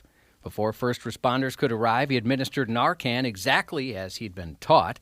A troubling detail investigators later confirmed when they learned Jones had given his son a quick and dirty tutorial earlier that same day. Really? Deputies said Jones admitted he smoked heroin and instructed his son on what to do if something happened to him. Disgusting. I don't think my dad ever smoked heroin even once. I don't think my dad said he smoked weed once at Woodstock. Oh, hell yeah. Did he smoke heroin? No, not that I'm aware of. I don't think either of my parents were into smoking heroin. No, I mean, selling, yes. Smoking, no. Sheriff Chitwood praised the child's courage, though he didn't mince words about the heartbreak of a kid who had to experience that trauma. Jones was taken to the hospital for treatment and later arrested. My folks smoked a lot of cigarettes. Is that similar at all to heroin? Well, I think it's tougher to kick. My parents smoked cigarettes, too. Haven't they said that's or on the same level? It is on the same level as heroin? That's what I've heard. I don't know if that's true or not. You know, they have said that. So it just so happened that Dad taught his kid how to administer Narcan the day that this episode happened? Yeah, maybe he thought Dad's really going to party today. Yeah. So this one could get bad. 8-year-old kid. That poor kid had to see that. Aside from the timeless life lessons parents pass down as their kids march from milestone to milestone, they also craft memories stitched together by shared adventure. Trips to the zoo, camping beneath wide-open skies, and at least in Florida, shoplifting with Dad. A 35-year-old Florida man's accused of using his 6-year-old daughter as a lookout while he tried to steal from a hardware store, only to abandon her later when cops closed in. A memory she will no doubt cherish forever. The incident unfolded about 4 p.m. last Monday. A security guard reported Joshua Spirit and his daughter had been loitering in the tool section, where Spirit stuffed merchandise on his person and stashed other goodies in his daughter's bag. According to the guard, the child was scanning the aisles for witnesses while Dad gathered the stolen goods. Working as a team. The guard said he watched Spirit stroll past every point of sale and saunter out the door without paying. When he confronted Spirit, he identified himself and tried to stop him, but Spirit declined the invitation to stay. Father and daughter hopped into their car and attempted a quick getaway.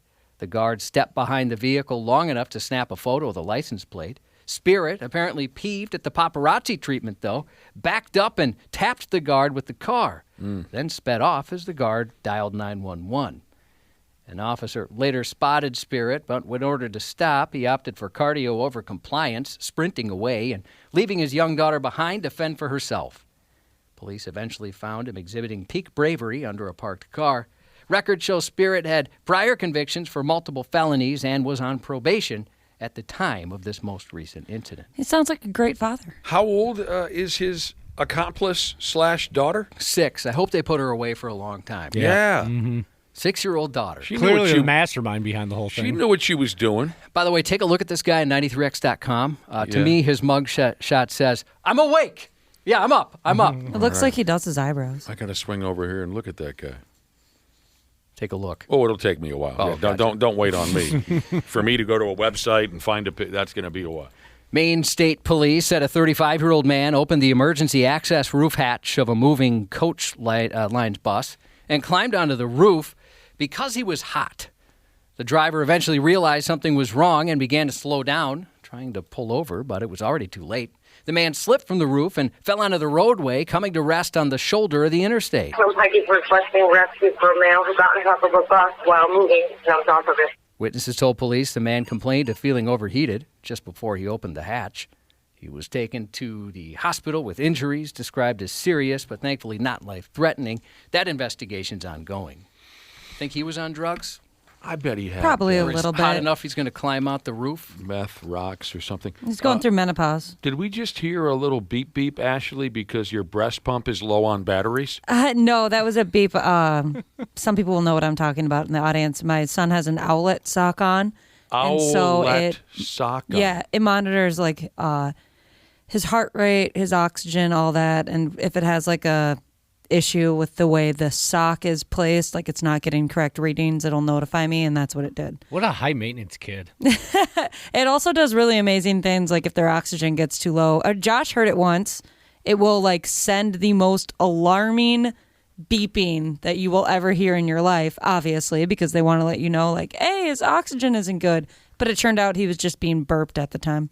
Yeah, that was crazy. I thought there was a major emergency when that thing Yeah, I was like, I gotta make a phone call.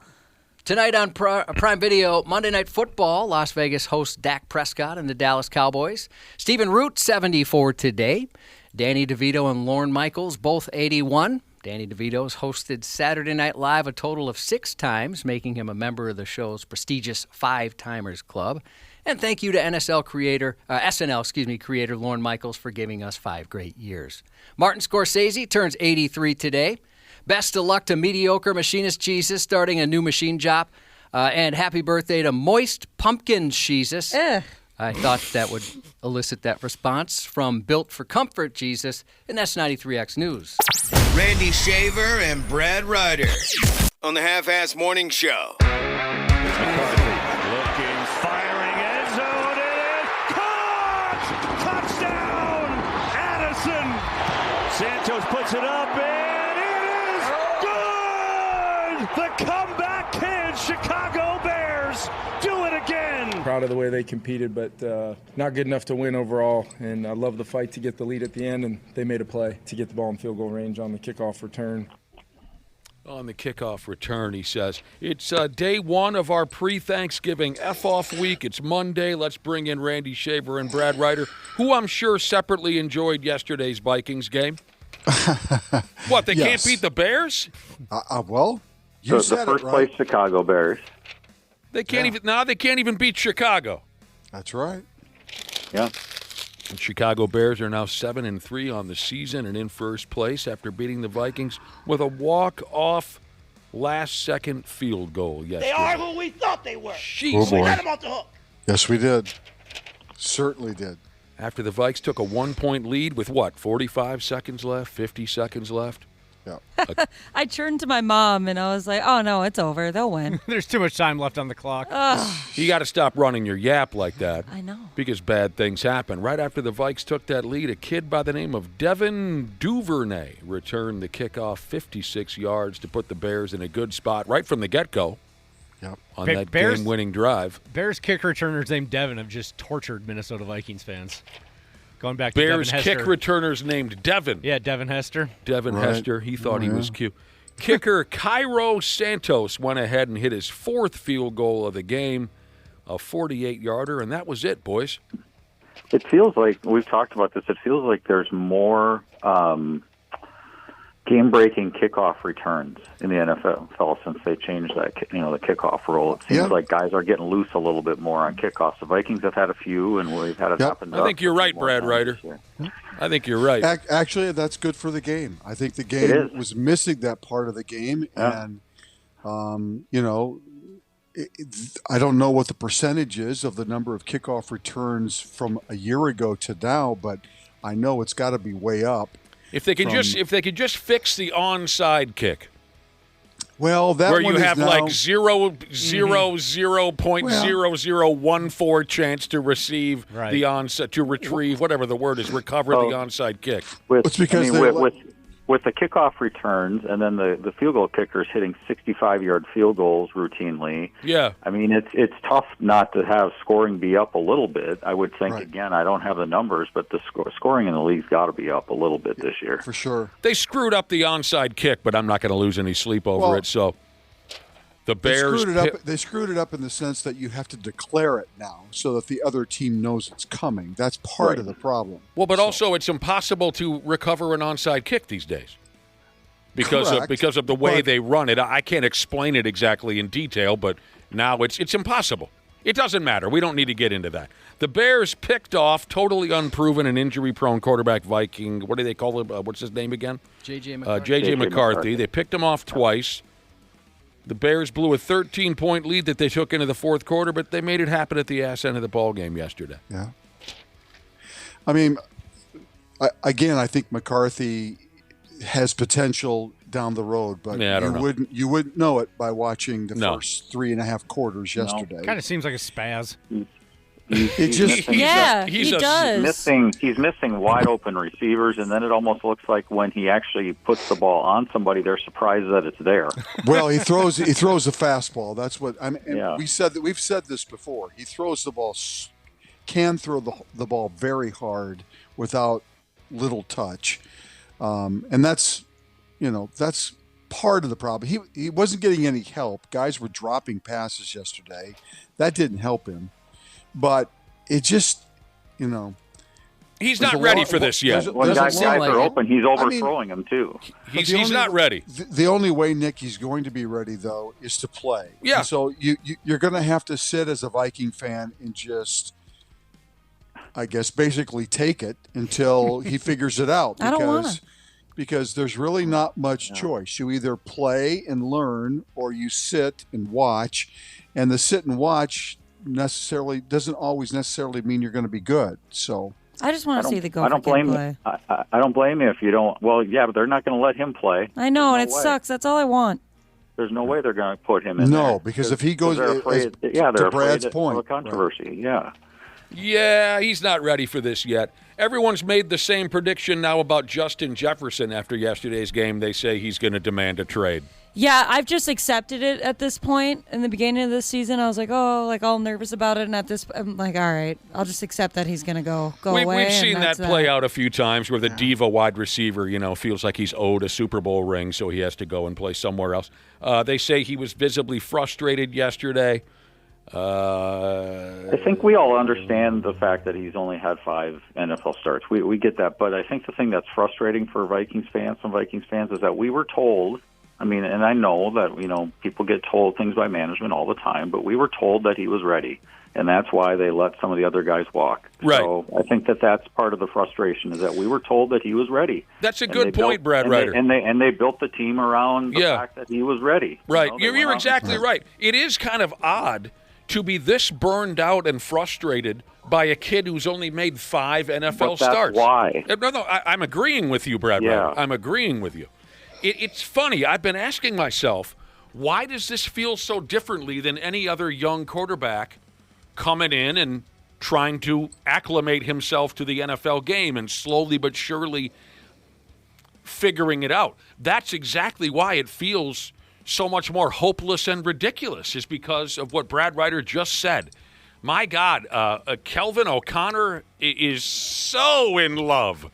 And you're right. They told us, this is the kid. And they went funny how it's worked. They went hasn't it? 13-3 last year. It's not like this is a rock bottom team that's starting Exactly. rookie That's quarterback. my point. That's another They're not side starting story over. to it. It's Yeah. not like they went 3-13 and we're starting over with a brand new everything. We Yes. weren't. We were good last year. Yeah, that's exactly it. So the speculation is that Justin Jefferson is going to want to be traded.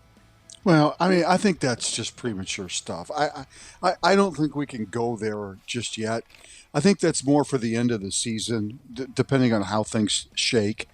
There's still a lot of time left in the season. You've said that every week for about the last 4 weeks. But you know what? I have been burned by these early comments being made about, oh, this team's done or this team whatever, and they weren't. And you know, I'm as You're frustrated. playing it careful this time around. I'm as frustrated watching this as everybody else is.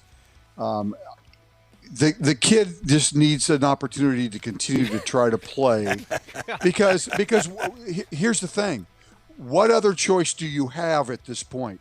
It's not like there's a veteran sitting there that we should be trying to play instead to right the ship.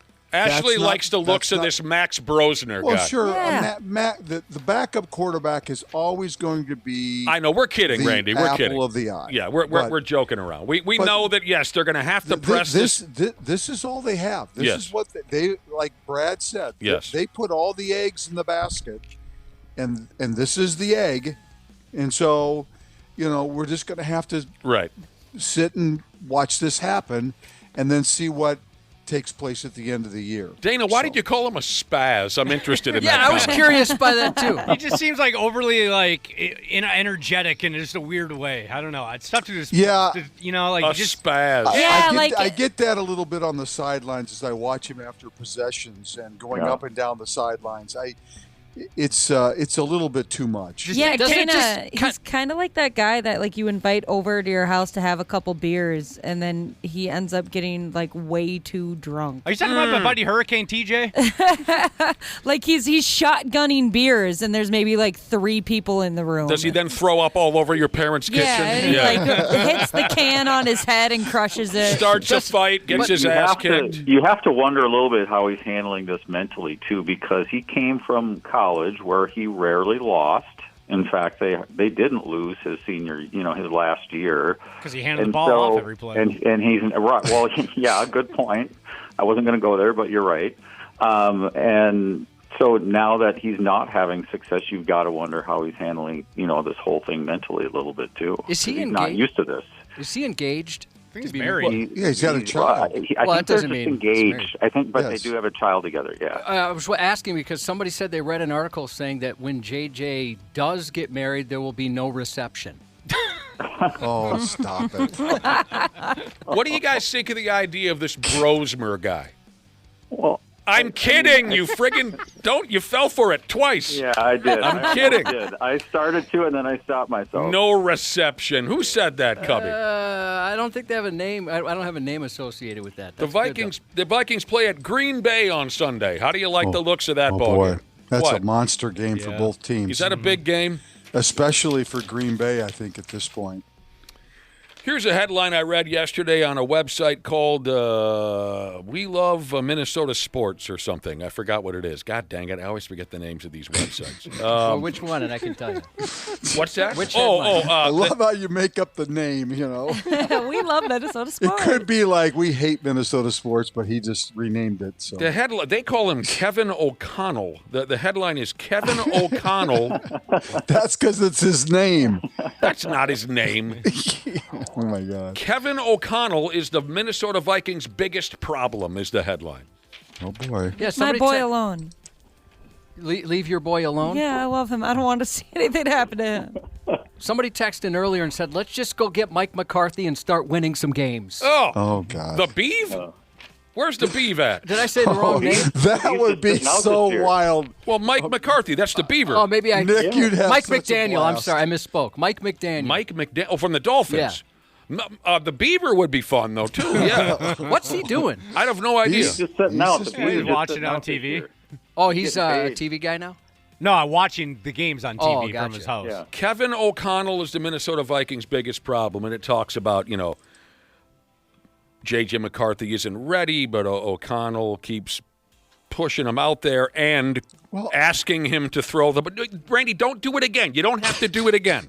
Just let it. Let's just have a conversation. Let me just tell you this information. We all know the answer as to why he's out there. We all know the answer as to why Brosmer won't be out there. Just here we go. The article calls O'Connell a problem because they're pushing this kid out there who's not ready and then asking him to kind of shoulder the load by throwing and not just handing the football off, and this and that and the other thing. Well, yeah, I mean, like we said, that decision was made in February. They decided they didn't need the all-pro MVP caliber quarterback and decided that they wanted the 22-year-old draft pick instead. Oh, yeah, McCarthy also, by the way, back to his college days. Someone mentioned his college days a minute ago. He knew all the defense. He knew what the defense was going to do against him in college because his coach, Jim Harbaugh, was stealing their playbooks and their signs. And that benefited him greatly. That makes it a lot easier. Like looking over at your buddy's controller and seeing his play call in Madden. It's funny, but there's a little proof behind that. So right, yeah. Right. That's what makes they it. Got in trouble for that. Vikings football. It's a lot of laughs. Well, keep in mind, if the Vikings wanted to keep a Sam Darnold or a Daniel Jones, they would have had to invest $35 to $40 million a year in order to do that. And you know, because they didn't do that, that allows them flexibility to sign other players and do other things under a rookie quarterback contract. So right, that has been. There's more into it. There's more to it than just wanting to have those players. It we affects understand that, everything. but so Seattle has found a way to do it. Seattle found a way. Brad Ryder said. Well, sure. I mean, Seattle got rid of Geno Smith and took on the contract of Sam Darnold. It's kind of a wash for Seattle. They were kind of in that same area anyway. For the Vikings, it's not the same thing, Brad.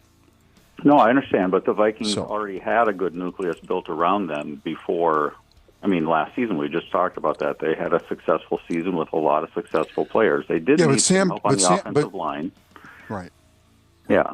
But Sam Darnold wasn't going to sign a one-year deal. He was going to sign a 3 or a 4-year deal. And so that again, because you have McCarthy, that if you sign a Darnold, now you have to sit there and decide which quarterback is going to play for the next 4 years, and that causes all sorts of issues too. So. A couple listeners have texted in wanting to know if Wentz is ready. No. No, leave that dude alone. No. Yesterday in the National Football League, okay, let's see what might grab us here. Okay, Green Bay won again. Detroit got beat last night by Philadelphia. Buffalo scored 44 points on Tampa Bay, and that quarterback they have over there, whose name escapes me. Josh Allen, 6 touchdowns. He had 3 touchdown passes and 3 touchdown runs. Only 3 times in NFL history has a quarterback had 3 passing and 3 rushing touchdowns. Josh Allen's done it twice. The other was Otto Graham in the year of 1954. Wow. Tonight, the Cowboys play the Raiders. What else happened? Oh, yeah, Denver beat Kansas City. That was fun to watch. KC now 5-5. Yep. Boy, that'd be nice. Be nice if they could be under 500, wouldn't it? Would be nice if they missed the playoffs. Yes, it would. Yeah, that'd be really nice if they missed. And there's a possibility that could happen. A backup quarterback made NFL history yesterday. Arizona Cardinals quarterback Jacoby Brissett threw for 452 yards against the San Francisco 49ers. He had a couple touchdown passes. He had a couple of interceptions.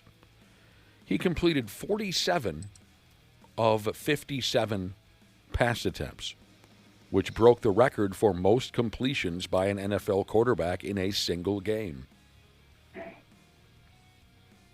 I bet there was nobody what was the previous record? 46? 45. There were 45.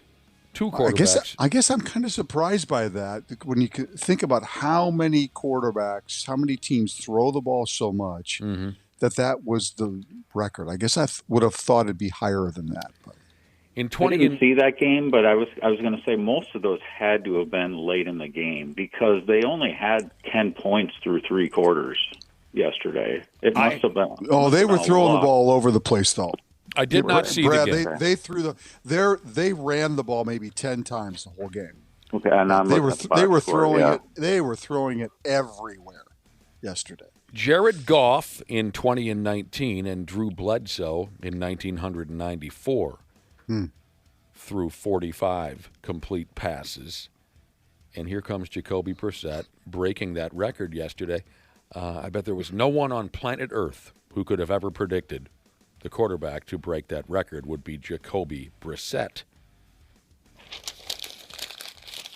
Well, and then nobody would have predicted that Michael Wilson would have caught 15 passes from Jacoby Brissett yesterday, too. I mean, Michael Wilson is like such an afterthought in the Arizona receiving corps, let alone the NFL. You got to be a hardcore fantasy junkie to know You that got to name. know who You got to know who Michael will. Yeah, I mean, if you're playing daily fantasy, Michael Wilson is a $4,000 receiver. That's how low down the list he is. So. I know 14 rushes, 57 pass attempts. That was how Arizona broke it down yesterday. Yeah. Well, they were so far behind early in the game. They were down. I don't know what it was at halftime, but they were down 35-10 after 3 quarters. Yeah. And Brock Purdy actually played very well for San Francisco. So the guy missed a lot of time, and came back yesterday and played really well. So. Pittsburgh Steelers defensive back Jalen Ramsey was ejected yesterday for throwing a punch at Cincinnati Bengals wide receiver Jamar Chase. Foul. Defense number 5. Well, that is a first down. Number 5 has been disqualified for throwing a punch. And he just got it before. So he's kicked out. They said he threw a punch. Yeah. So there's 2 penalties which would be kicked out for, but now they're saying they're throwing a punch. So he's second defensive back. Wow. These guys are such jag-offs. Ramsey told the media after the game that Jamar Chase had spit upon him. Chase denied that. So there's a chance that the NFL could discipline these guys further. The football fight, it's just the dumbest thing in the whole world.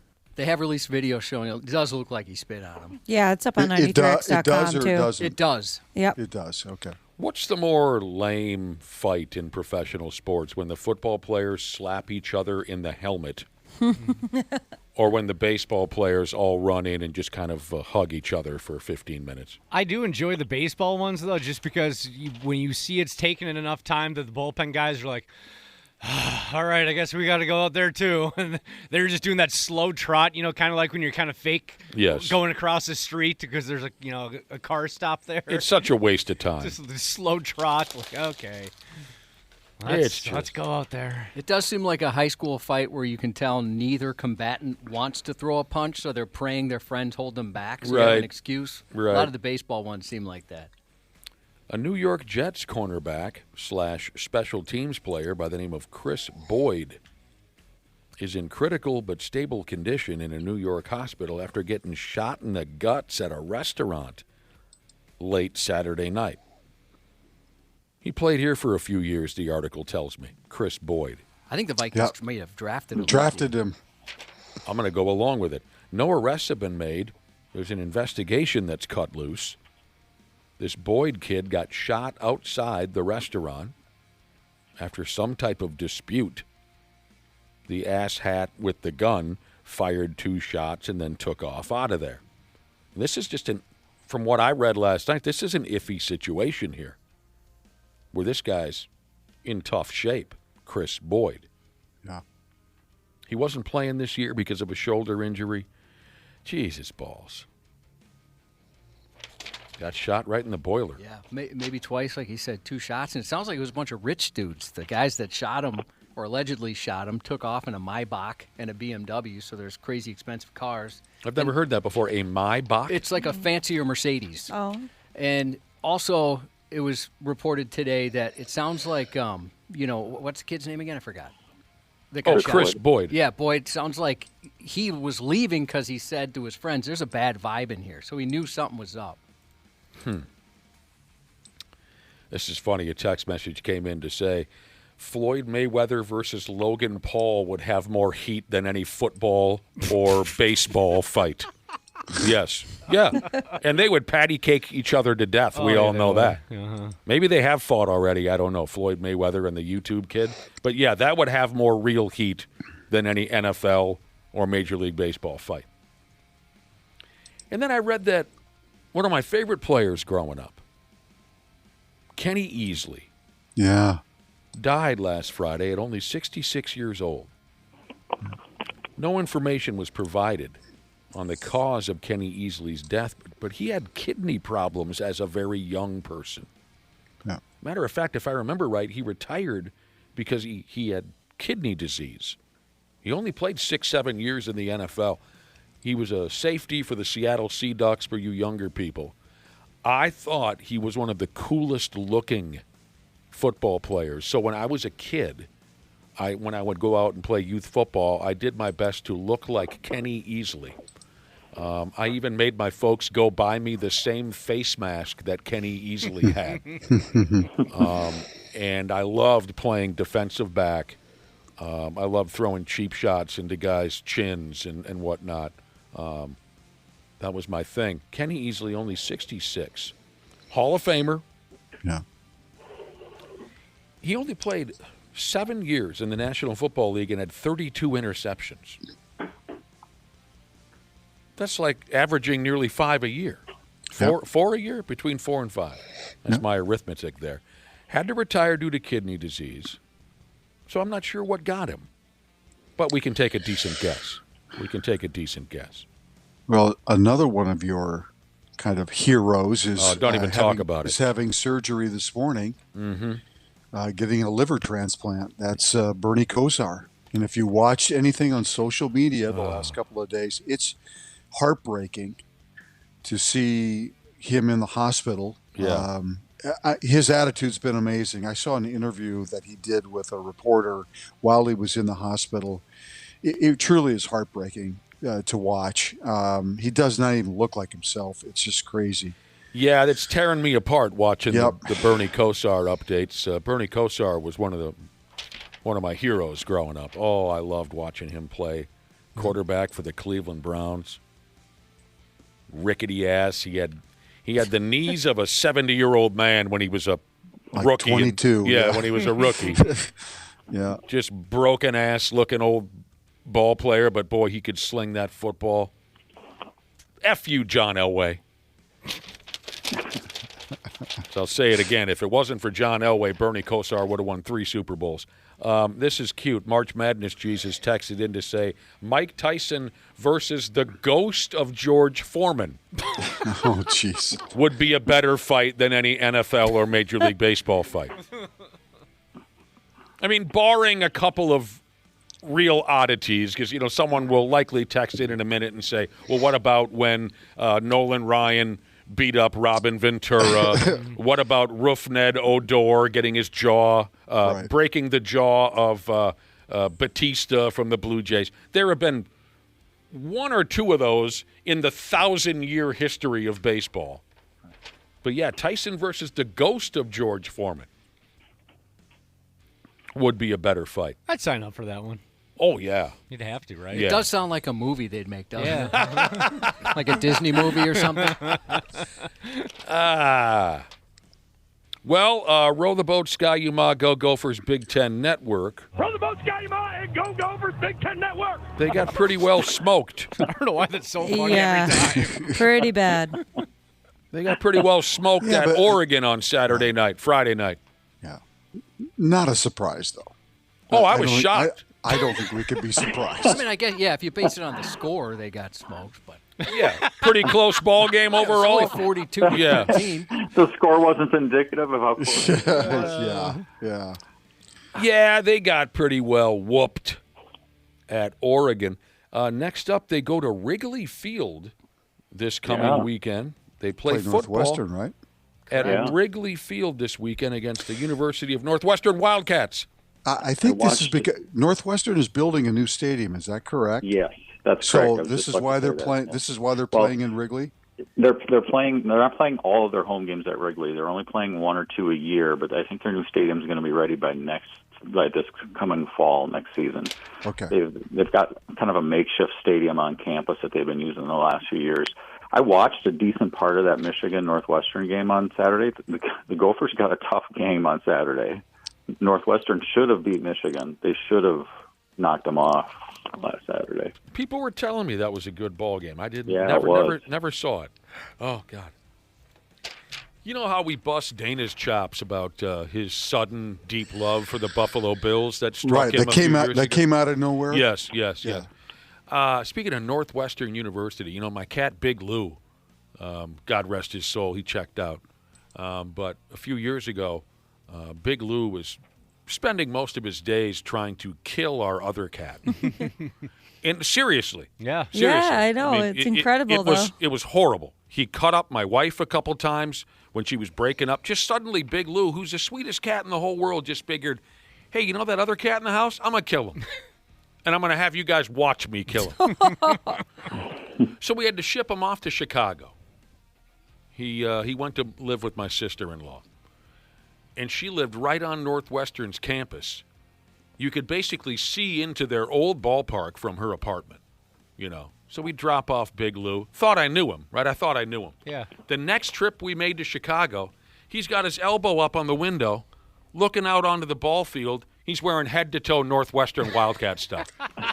Even though he was born and bred a Minnesota cat. He had a poster of Dennis Green in his bedroom. Oh, yeah. What other Northwestern legends did he have in there? Darnell Autry. He was a big fan of Darnell Autry. Yeah. You didn't think I could go Darnell Autry. No, I didn't. But I didn't think he had, especially on a Monday. As soon as we got him to Chicago, suddenly he was all Northwestern.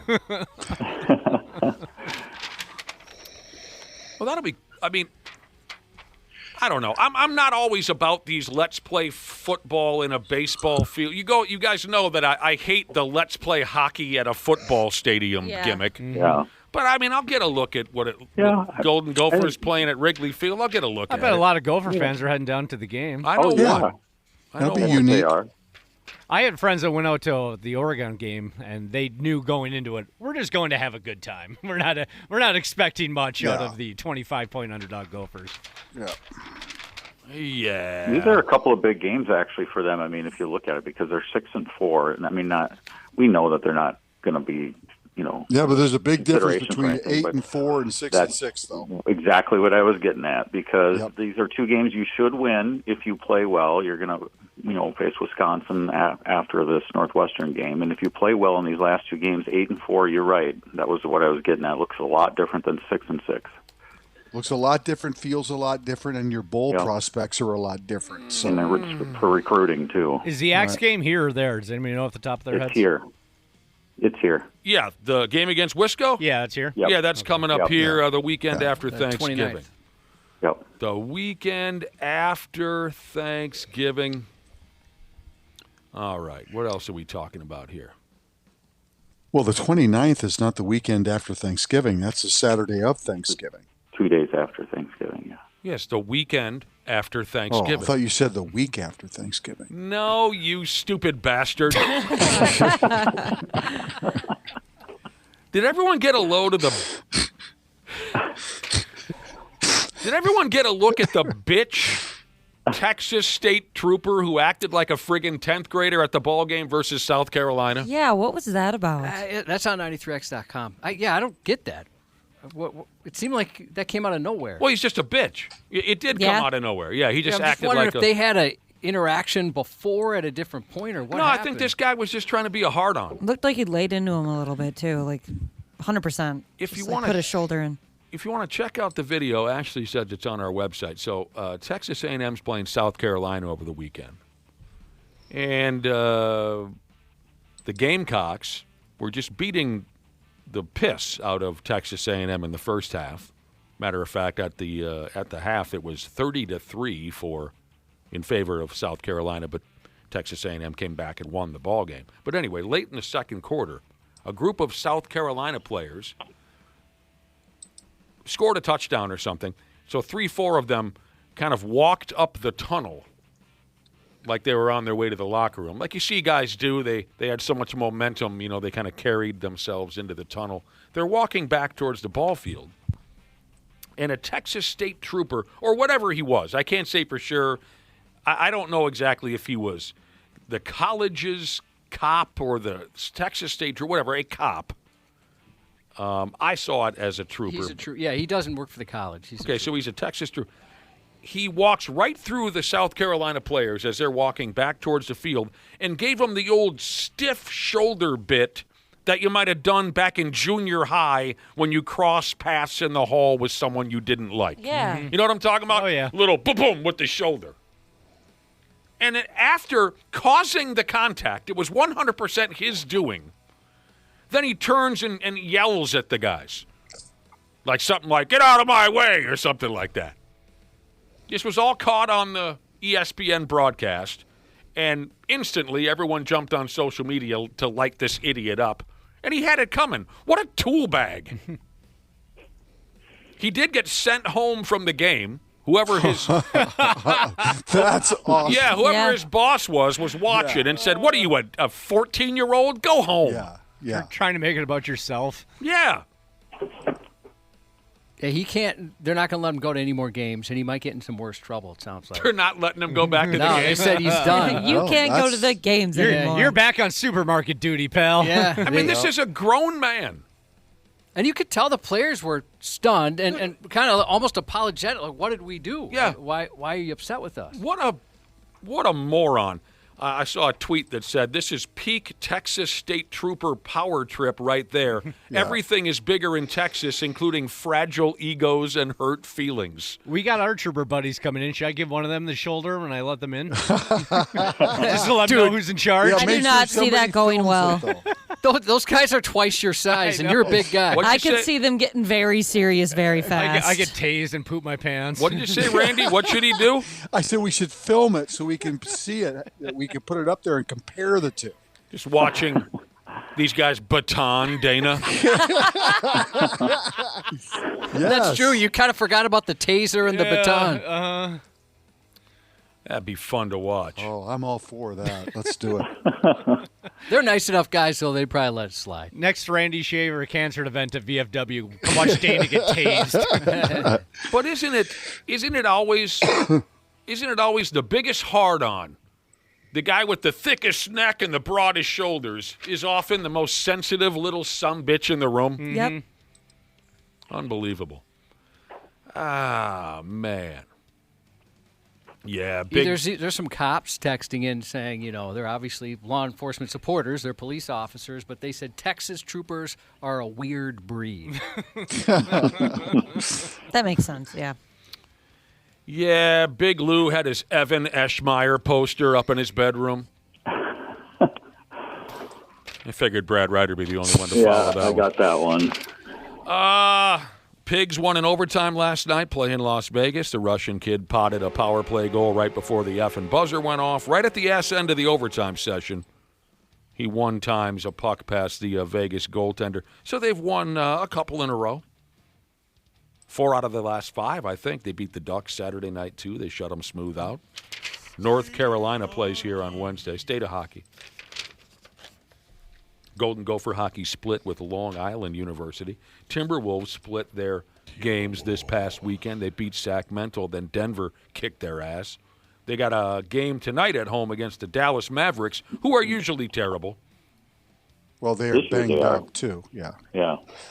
So sometimes it's not who you play, but when you play them. And I think tonight's a perfect example of playing Dallas when they're down at this point. So, especially after you just lost, so you're probably going to bounce back with a better effort, hopefully, defensively. By the way, did you hear the hilarious joke that Chris Finch dumped, making fun of Los Angeles Lakers head coach J.J. Redick? Yeah. No, I did not. Very funny. I mean, I bet you 3/4 of these people are going to go home and do a podcast tonight.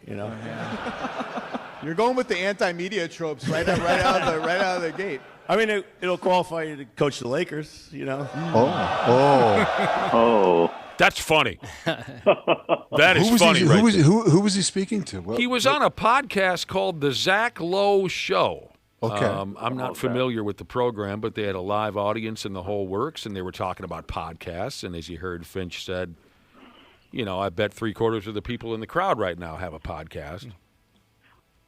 It'll qualify you to coach the Lakers. That's very good. I've said this before about J.J. Redick. I always couldn't stand the guy just because of the Duke connection. But then I was at a WrestleMania in Orlando, and he played for the Magic, and I ran into him. He was double-fisting beers in a Stone Cold Steve Austin shirt. I said, all right, this guy's cool. So he has some positive traits. I was like, all right, I like this guy now. What the hell? He's a backer of the Rattlesnake, and he'll drink warm beer in a wax cup at WrestleMania. Yeah. And he was there with Hito Turkoglu, if you remember that name. Of course I remember Hito Turkoglu. Dude, I'm the one who just brought up Evan Eschmeyer. Of course I remember Hito Turkoglu. Patrick Beverly allegedly beat somebody's ass a few days ago and got arrested. Someone texted in and said, don't be a cone around Patrick Beverly. He'll kick your ass. You still want him back in the Wolves? Of course. I wanted him back on the Wolves. No. From the time he left. He's been charged with felony assault in what police in Texas are calling this a family violence incident. Now, here's just what I heard. Whoa. He unexpectedly found his sister, who is a minor, alone with an 18-year-old. All right. Okay. Yeah. So there was some kind of whooping. Patrick this is just what I heard. He beat some dude up who was playing around with his sister. Pat's got a sister who is a minor. He's 37 years old. Well, yeah, that could have been said about 17? My family. I mean, okay, I don't know. Okay, because there's a difference. 18. I mean, I know what you mean, Brad Ryder. Yeah. Yeah. But I mean, he's 37. He's got a sister who's under 18. But I come from one of those families. I do. My aunt has 14 children, ranging in age. I think at this point, the oldest has got to be 67 or something like that, and the youngest is 35. My oldest brother is in his 50s. Oh, I didn't know that. Yeah. When I was in my mid-20s, my girlfriend at the time, she had a brother who was in like 3rd grade, and the family just referred to him as Oops. Yeah, people get really confused when they find out that I am an aunt to somebody that is older than me. Oh, yeah. I remember the first time in 6th grade, there was a girl that was the same situation, and I was totally blown away by that. I know, yeah. That first time you do that mental logic, it's kind of mind-blowing. Yeah. Yeah, that's how it works with all my cousins. They've got uncles and aunts that are younger than him. It's a long, weird. Twisted story. Did your buddy have a Zach Kustok jersey? It's not, well, number one, it wasn't my buddy. It was my former cat, Big Lou. He's a cat. Yeah, the cat did. Yes, the cat. He had a Chris Hinton jersey. Yes. Yeah. Again, because he's a Northwestern fan. We're naming off great Northwestern athletes. He had a Chris Hinton jersey. Do you remember the nickname that Denny Green gave Chris Hinton when he was playing offensive line here? Yeah, he was with the Vikings. I can't remember. This is perfect timing now as we're approaching the holiday season. Denny Green used to refer to Chris Hinton as the Bumble. The Bumble. Does anyone know the holiday season connection there? No. Or what's it called? Rudolph the Red-Nosed Reindeer. The The abominable snowman is otherwise known as the Bumble. Yeah. Because Chris Hinton moved exactly like the abominable snowman in the Rudolph the Red-Nosed Reindeer cartoon. So Denny always called him now. He called him the Bumble. Oh, man. That's a deep cut. That's what I'm all about this morning, Dana, is deep cuts. Continue to deliver. So I'm very interested in seeing where this Patrick Beverly story goes. Yeah, that's too bad. He must have got him pretty good if it's a felony. Yeah, he's not going to be back in the league. He probably wouldn't have been back in the league anyway, but no. He finds his sister all tangled up with some dude. He don't think it's quite time for that. Oh, could you imagine how scary that would be? Pat Beverly busts in the room. He's got a basketball under one arm, and he's beating you up with the other. I picture him like in his jersey, too. Yeah, he's in full uniform. Yeah, got a mouth guard in. He's running some plays. That brings up a whole new schmear, doesn't it? You know. You guys ever walk in on your siblings getting it on? No, thank God. But my bedroom was above my brother's room growing up. Oh, he heard things. No, I heard. She heard things. Oh, yeah. She was just a kid. That was stressful. Was it like ba-boom, ba-boom, ba-boom, ba-boom, ba-boom, ba-boom? Yeah. Yeah. Ew. Gosh, gross, Nick. Gross. That's a fast pace. You could hear that headboard just wrapping up against the wall. Oh, that's not right, man. Cubby, who'd you catch? I've never caught anybody, thankfully. What the hell? I mean, I've caught people solo in this building. Oh, that's right. That could be worse. I've never caught couples. Yeah, that's worse. It's always been a solo show. Could you at least brought a woman in here? Co-workers. One's still here. Co-workers. That's so nuts. Still here. Just for the record, it's not me. I'll get you one of these days. We got to get going here pretty quickly. We do. Real quick, then we can let it go for the day. Draymond Green, please, God, tell me that one day it will finally come to an end. It will, at some point. But boy, Victor Wembanyama, the two of them standing next to each other is fantastic. I saw that. I did. I watched some video of those two guarding each other. He posterized him and just was like, that's the perfect example of why they call him the alien. He is just so much larger than every other person on the floor. It's just crazy. Yeah, he's a bigger than average cat, that Wembanyama. And he's filled out. That's what makes him look so much more powerful and different. He's still a young kid, but he is filled out with muscle, and he just looks gigantic. He's getting there. He's amazing. So Draymond Green, who's still just a child, is all he is, and it's all he'll ever be. He allegedly threatened to punch a fan last night. The Golden State Warriors were playing at New Orleans. Last night he threatened to punch a fan who was sitting courtside. He wanted to punch that fan because the fan kept calling him Angel Reese. Now, first off, that's an insult to Angel Reese. Draymond Green should be flattered. Draymond Green should be flattered. The reason the media even got a hold of this guy, and the video's great. The guy's sitting in his courtside seat. Draymond Green comes clear across the court and gets nose to nose with this fan. And I'll give the fan all the credit in the world. He stood right up nose to nose with Draymond and just said, hey, man, go ahead. Hit me. Do whatever you got to do. The guy told the media after the game he kept calling Draymond Green Angel Reese because at the time, Green had several rebounds, but he hadn't attempted any shots. I love the logic behind it. That's awesome. Yeah, it's clever. Yeah. I love the fact also that the guy did not get thrown out. He was allowed to remain in his seat. Yeah. Because it seems like these days, if you even trouble these guys a little bit, you're thrown out, which is so stupid. Mm-hmm. I mean, if you're able to keep your language clean and you're just busting these guys' balls, you should not be thrown out of the game. But we've seen a little bit of that lately. He doubled down and he started chanting it, which is a pretty good bit too. Yeah. Yeah. Dude said, yes, Brad. No, go ahead. You finish your thought. I was going to say something else. Dude said I wasn't using profanity. Right. After the game, this is cute, Draymond Green said, it was a good joke at first, but you can't keep calling me a woman. I've got 4 kids and one on the way. Shut up. You can't keep calling me. You know how it is. Women don't have kids. Right. What sense does that comment? Yeah, true. What? He's a friggin' grade schooler is what he is. He's a grade schooler. Wrong end of that. I've got 4 kids. My penis works. Right. And the crappy thing is, when we finally get rid of him and he retires, he's going to be front and center on all those NBA shows. Yes, he already was. will. I mean, it's crazy. He'll be on the studio shows. God. What pictures does he have of television executives?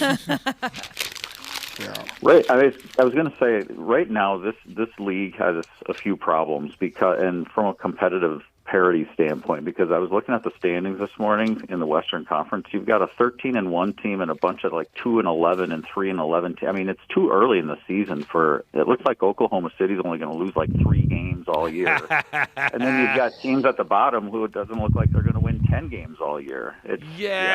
There's some garbage ball clubs out there. There are. Not going to be a good product if this keeps up. No, there might be some problems. All right, we got to get going because we got special guests coming up. But, boy, we sure do appreciate it, Randy Shaver and, by God, Brad Ryder.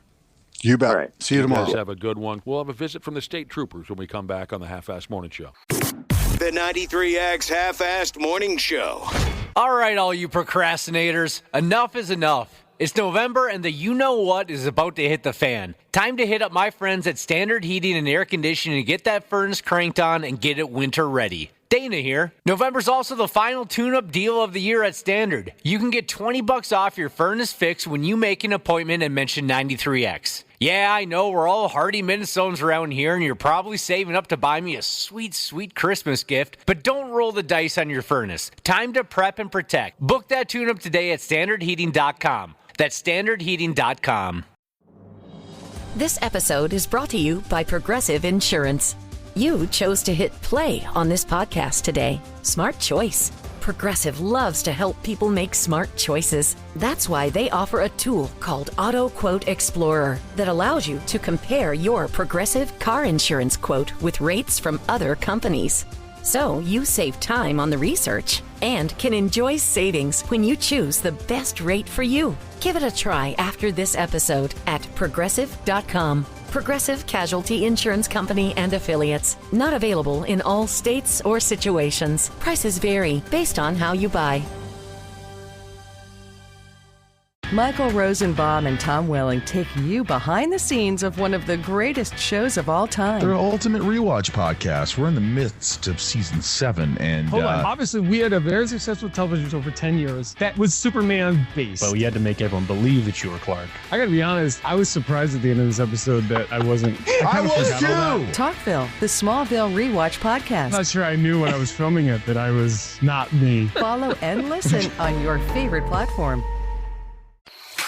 Minnesota State Trooper Gordon Shank. I called you to report a crime that I don't have nothing to do with. I'm not involved in the crime. I didn't perpetrate the crime. On the 93X Half-Assed Morning Show. Yes, right when we were having so much fun, the cops show up. Welcome back to the 93X Half-Assed Morning Show. Our special guests in studio, 2 members of the Minnesota State Patrol. Major Gordon Shank and Captain Mikey Lee. What? Negative. Wrong no. title? No. I can never. You know, this has been a battle for me from day one. I can never get the titles correct. Josh tries to help me off air, and then I forget. I tell him. Lieutenant Mikey Lee. That's it. Okay. You can just call me Mike. That's fine. Yeah, but you're cute, so I like to call you Mikey. I appreciate that. If you have a question or smart mouth comment for the cops, go ahead and text us at the number 651-989-9393. Hello, officers. Mikey, we got a text already this morning from your nemesis. Oh, wingless Jesus. Yeah, he's changed his name to All Heated Out Jesus.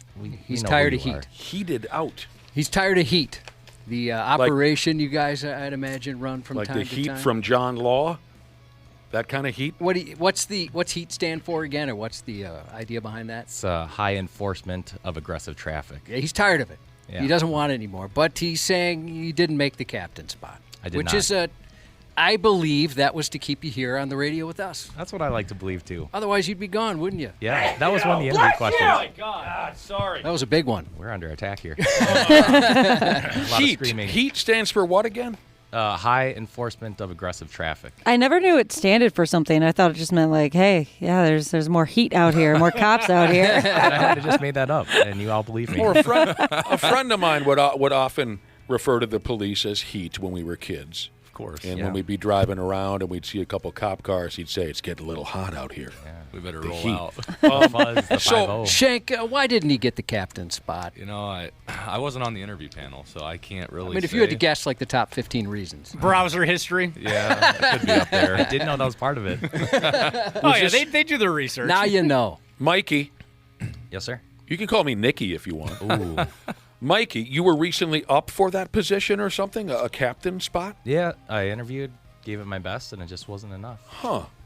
Mike's Well, I very mean, talented. He'll be there eventually. Yeah, I hope you're not too Don't disappointed do because I'm sure you got all the goods for it.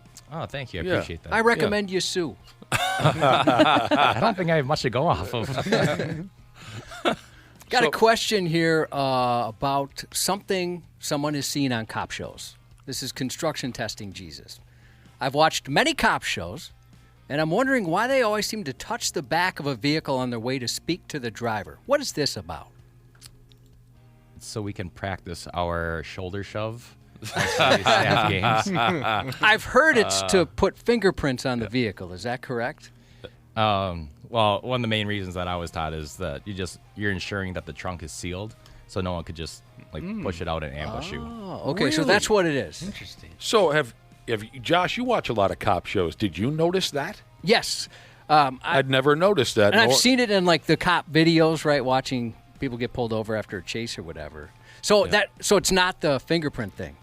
It could be. It could be too, but Okay. yeah, the point of that too. I agree with Lieutenant. Like people sometimes they're ambushed before Wow. where people are in the trunk. Now, could you expect to be pulled over by cops? Probably not, but that could happen. Huh. That's So very interesting. that I've is never interesting. even heard of that before. We had a story earlier this morning where just an average size 4-door vehicle, which was built for 5, had 9 people in the vehicle. They had 2 in the front, 5 in the back seat, and 2 in the trunk. And they all busted out of the vehicle to rob a vape shop. What's the most amount of live human beings you've ever seen in one vehicle while on the job? Can you top 9 in one typical? 9, yeah, that's a lot. that's pretty incredible. I've stopped like a full van, like a minivan, and like every seat was full. Yeah. But never more than No. seatbelts? Nope. Oh, I've had more than seatbelts, but mostly it's kids in college and the ones drunk driving, and they're all packed in. Yeah, About yep. 9. we talked about that earlier. How when we were young, you'd get as many people in one ride, head off to the beer party. Yeah, that whole scene. What is, let's say you can seat 5, but you got 7 in there. What kind of trouble are you getting in? And it's the driver, right, that's going to get in trouble? Or would somebody not wearing a seatbelt get in trouble too? So there's a little loophole in the law. If every seat is occupied and the seatbelts are being used, then you can't cite for no seatbelt. Yeah, it would just kind of be along the lines of kind of unsafe driving behavior. Yeah. Can you tase them in that situation? I mean, I guess if they're being rambunctious and not following the program, sure. Oh, wow. This is terrible. A listener texted in to say, I saw someone hit a dog this morning. Oh, I'm so sorry. That's a terrible way to start your day. Yeah, no kidding. If you're on the roadway and you see something like that, do you need to stop? Is it or is it considered a wild animal is how they put the question. If I'm behind Josh runs over a dog, do I need to pull over and make sure that dog is alive or dead or anything like that? If you hit something, you need to report it. But if you see that, you can certainly call it in. As sad as this is going to sound, our job sometimes requires us to dispatch those animals if they're suffering. Oh, Yeah, so, that must just be so hard. Yeah, it could be a dog. Most of the time it's deer, but it could be a dog. Could be another animal. And the Certainly word does you happen. chose is to dispatch that that animal. Yeah. That's a cool little code word. It is. It is. It softens Nice the euphemism. Yes. So- softens the situation. Humanely. Yeah. Along those lines, dodging human turds, Jesus said, a car killed a deer. My buddy hit one, didn't take it because he didn't want to wait for law enforcement to show up to give him a tag. Does law enforcement have to show up in person to deliver one of those, or how does that work? We definitely have to fill out some paperwork. Correct. We would like to be out there and check it out, make sure everything adds up. And yeah, I mean, it'd be nice to make sure we can verify the animal. Okay, so we do. can issue a deer possession tag. Our Gotcha. troopers are capable of doing that. They have the reporting mechanism to do it. Over the weekend, I was telling everyone, over the weekend I heard some predictions of snow this week. So with that in mind, I was sitting around last night doing nothing, and I dialed up some bad winter driving videos on YouTube, which is a lot of laughs. Nothing horrible, of course. I'm not going to watch, fatal crashes or anything online. Just your typical sliding off into the ditch, spinning. Mikey, are you looking forward to another winter behind the wheel? Yeah, I better knock on some wood. I think the last couple winters have been pretty mild. Yeah. But, yeah, it is that time. You just jinxed us. I know. Yeah. You know what? If it's going to happen, it's going to happen anyway. Now's the time, as the weather starts turning colder, just get prepared. Prepare your vehicle. Make sure you have, all the right equipment and everything's in working order. And you just make sure you can plan ahead. And it's not summer driving. We were talking earlier about a couple got into a bad car accident on the Autobahn, going 90 miles an hour. Oh, my God.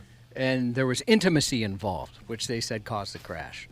Have you guys ever seen something like that, or maybe one of your partners told a story where that kind of thing happened here that you're aware of? What do you mean, intimacy, like holding hands? No, more intimate than that. Carnal knowledge, you might say. See, that's some of the cute stuff that leads me to call you Mikey. Yeah. When you assume it was hand-holding. I'm just a child. This was full-on sexual intercourse. Yeah. She was the gal was in the dude's lap as they're driving 90 miles per hour on the Autobahn. Luckily, nobody died, but it was a real bad crash. We're not just talking about some road dome here. No. We're talking about full-on. Like baby-making stuff. Yeah. Yeah, like stuff only husbands and wives do. Only husbands and wives are allowed to do. Right. I've never had that. No, I can't think of anything. I've had the fooling around. On 94 in Minneapolis, I'd stopped a driver for that before. I remember that. I remember laughing like, come on, this can't wait. So it's complete. It was totally obvious what was going on? They couldn't stay in their lane. Like, they were all over 94. Oh, man. So everybody was sober. It just was... No, the driver was impaired. Were his pants still down or what? They were unbuttoned, but... That's hilarious. Come on. This can't wait. Yeah, I don't know. You get a few beers in you. You want to get some.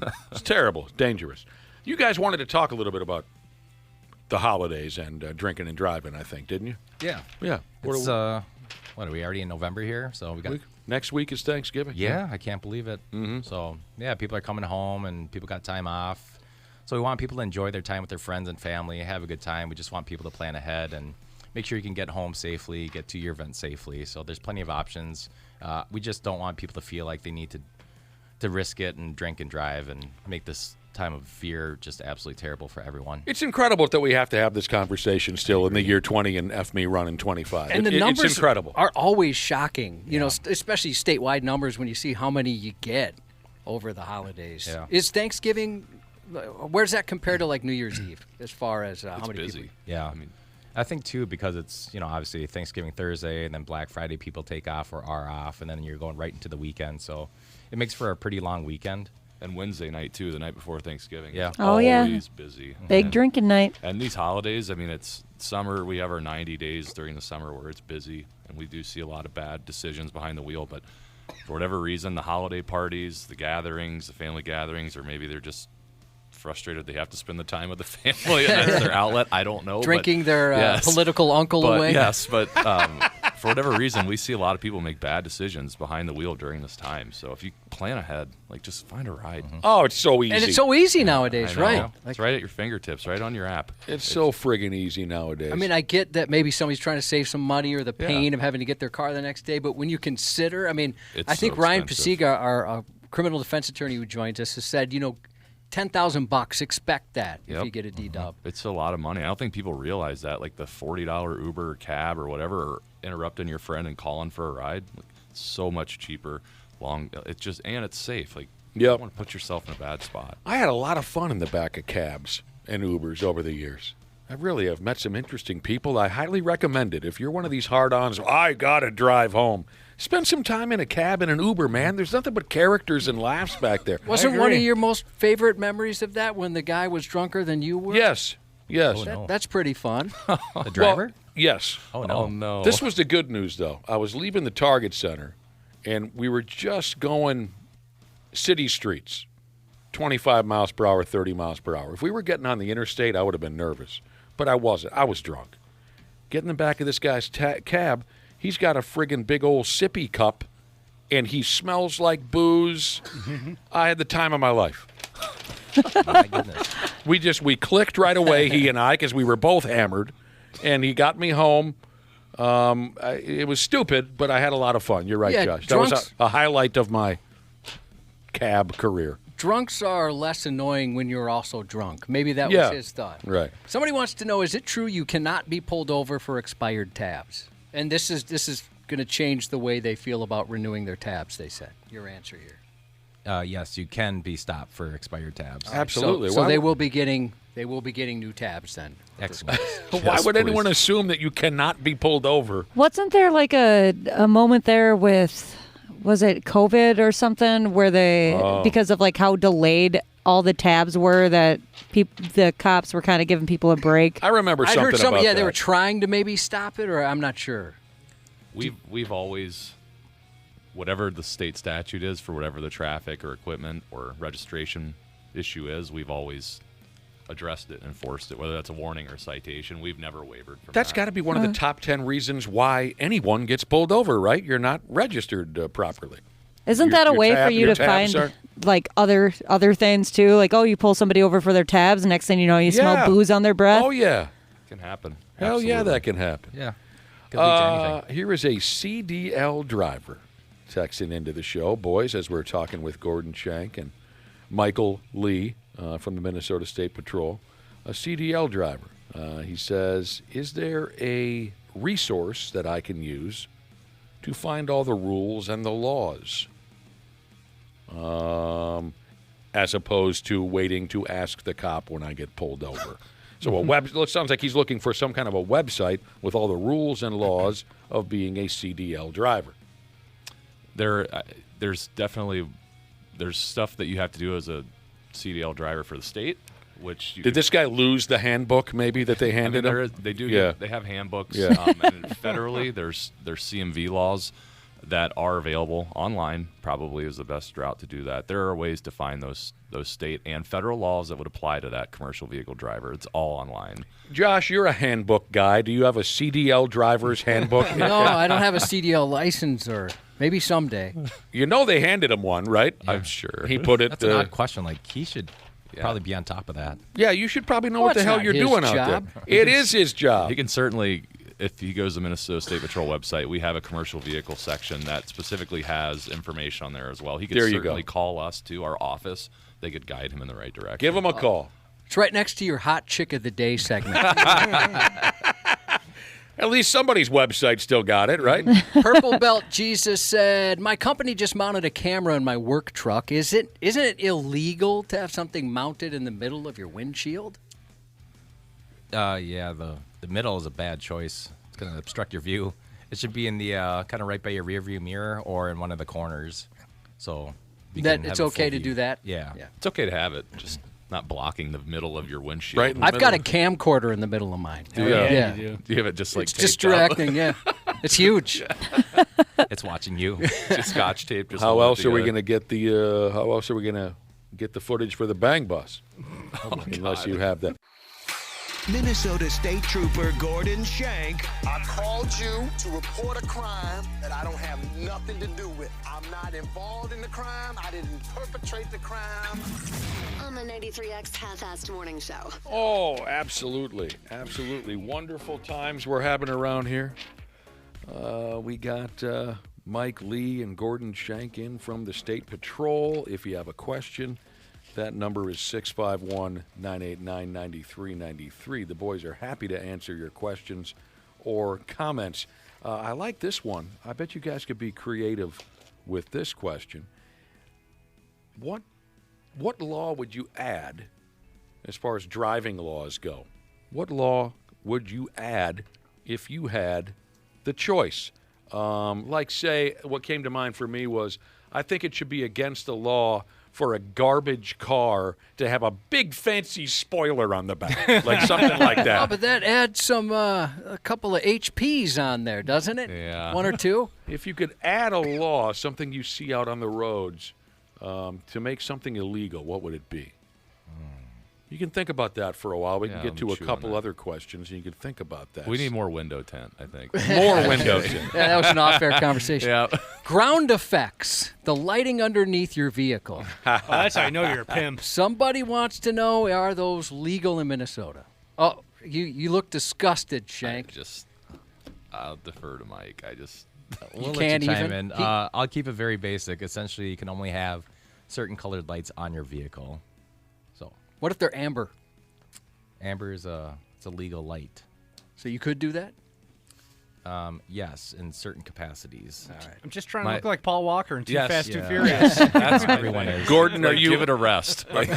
You look like a disappointed Well, dad. like I see those things, I'm like, come on. You're tired of the bit. You're tired of Yes, the. like- What did you call them, Josh? Again? Ground effects. Ground At least effects. that's what I always call It's them. like they drive around like nobody thinks you're cool. Like, I'm sorry. Like, it's just not. Is that something you might want to make even more illegal? I'm just saying. I just laugh. I'm like, how much money did they spend on that? They could have done something else. I don't know. I don't think I could take myself seriously. That's what I'm saying. If I was driving around. I'll be honest, I think they're kind of cool. Oh, my God. Really? I do not. And I'm sorry. I That's wish okay. I didn't, but I do. I mean, maybe during the week of Christmas, you should have. Oh yeah. Okay. Along those, well, you just answered the question, but you see some of those cars that are completely decked out in Christmas lights. It's kind of cute. Maybe they've got like a Rudolph nose on the front. Yeah. I guess they want to be festive, right? So you would say if you were to add a law, you would wipe out all ground effects. I'm just saying it. The bit's old. I get it. There's a shelf life for some of these gimmicks. Yeah. Did you think of something, Mike? Something you would make illegal if you had the chance? What if it projected like something cool where it said 69? Like, what's that like, 6'7"? 6'7" would be the new one. My kids say that all day. Yeah, everybody's kids say that all day. All right, I've changed my mind. If you could project the number 69 to follow you everywhere in your motor vehicle, I want to be your bro. I do. I want to join your beer league softball team if you're the 69 ground effects guy. Well, the thing too is, it's like because we deal with, we address street racing and the issues with that. When some of the drivers have those lights, and they know it's illegal, and they're like, "Well, this is news to me." Like, well, no, it's not. We've been telling you this forever. Like, that's where it's like. So they fake dumb. Yeah. Like they didn't know that it was. When you said that, it reminded me of the Family Guy episode. Remember this, Nick, where Peter learns that he's fat from the doctor? Oh, yeah. Yes. This is news to me. He's very offended. Yeah, he's and like surprised. as if nobody's ever said that to him or he never looked in the mirror. Oh, man, that's great. Go ahead, I'm sorry. Well, going back, Josh, to a couple days ago, we had a story about county lines and state lines. We wanted to ask the boys, didn't we? Yeah. So you can sorry to interrupt your text there, but we had a conversation a couple days ago about pursuit beyond a state line and a county line. These are things that we always saw on television and movies growing up. Tell us everything we need to know about you boys when you pursue someone beyond county or state lines. Yeah, so county line really isn't that much of an issue.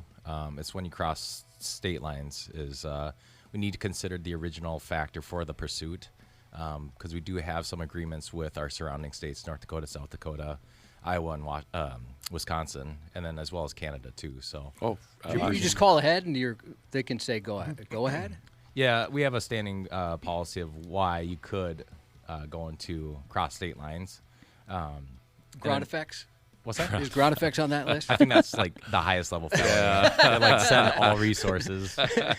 Call in DARPA on that one. Everybody's involved. Yeah, because in the movies, you guys have to do like skid to a sideways stop. Oh, yeah. Get out and throw your trooper hat. Yep. Because there's nothing you can do. Yes. Oh, God darn Get it. them next time. More anxiety than Hair Jesus wants to know. He said, I hope this isn't a dumb question, but could you ask law enforcement, it's my dream job, but I hate confrontation.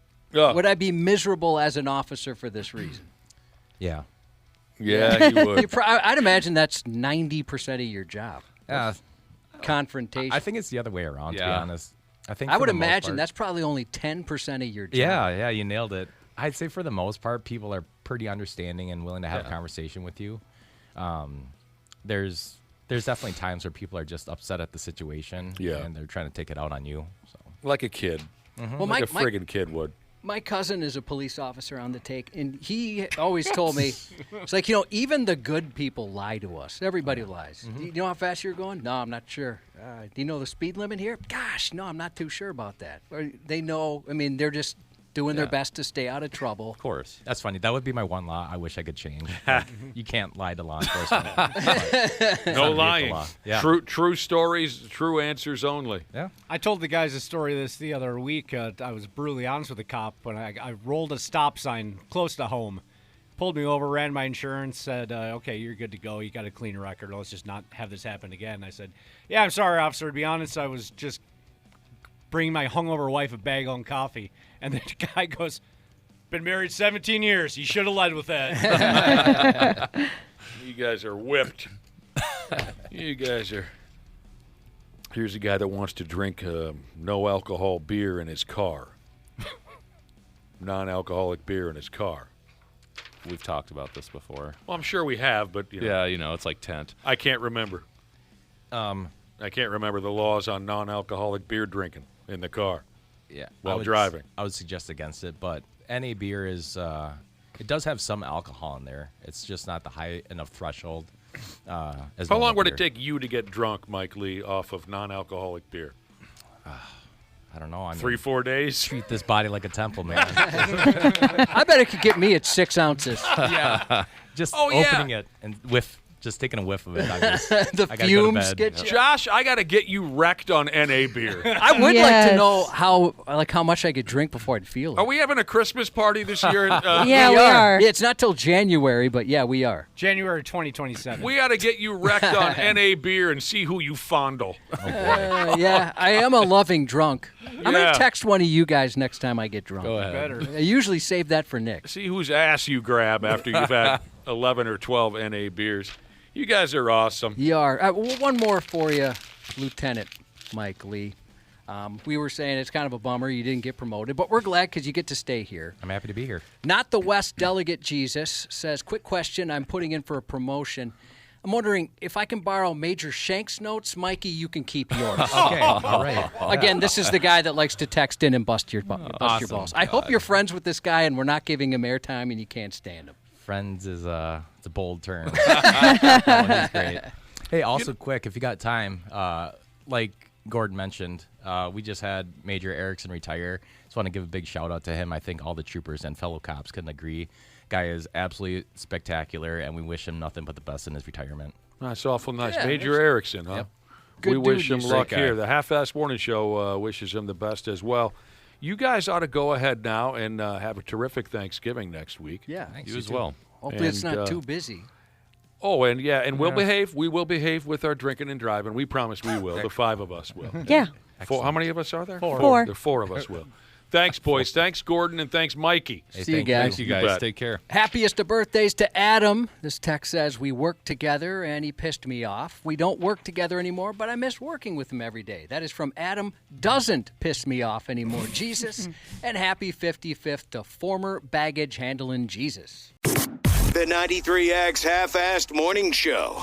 All right, all you procrastinators, enough is enough. It's November and the you-know-what is about to hit the fan. Time to hit up my friends at Standard Heating and Air Conditioning to get that furnace cranked on and get it winter ready. Dana here. November's also the final tune-up deal of the year at Standard. You can get $20 off your furnace fix when you make an appointment and mention 93X. Yeah, I know we're all hardy Minnesotans around here, and you're probably saving up to buy me a sweet, sweet Christmas gift, but don't roll the dice on your furnace. Time to prep and protect. Book that tune-up today at standardheating.com. That's standardheating.com.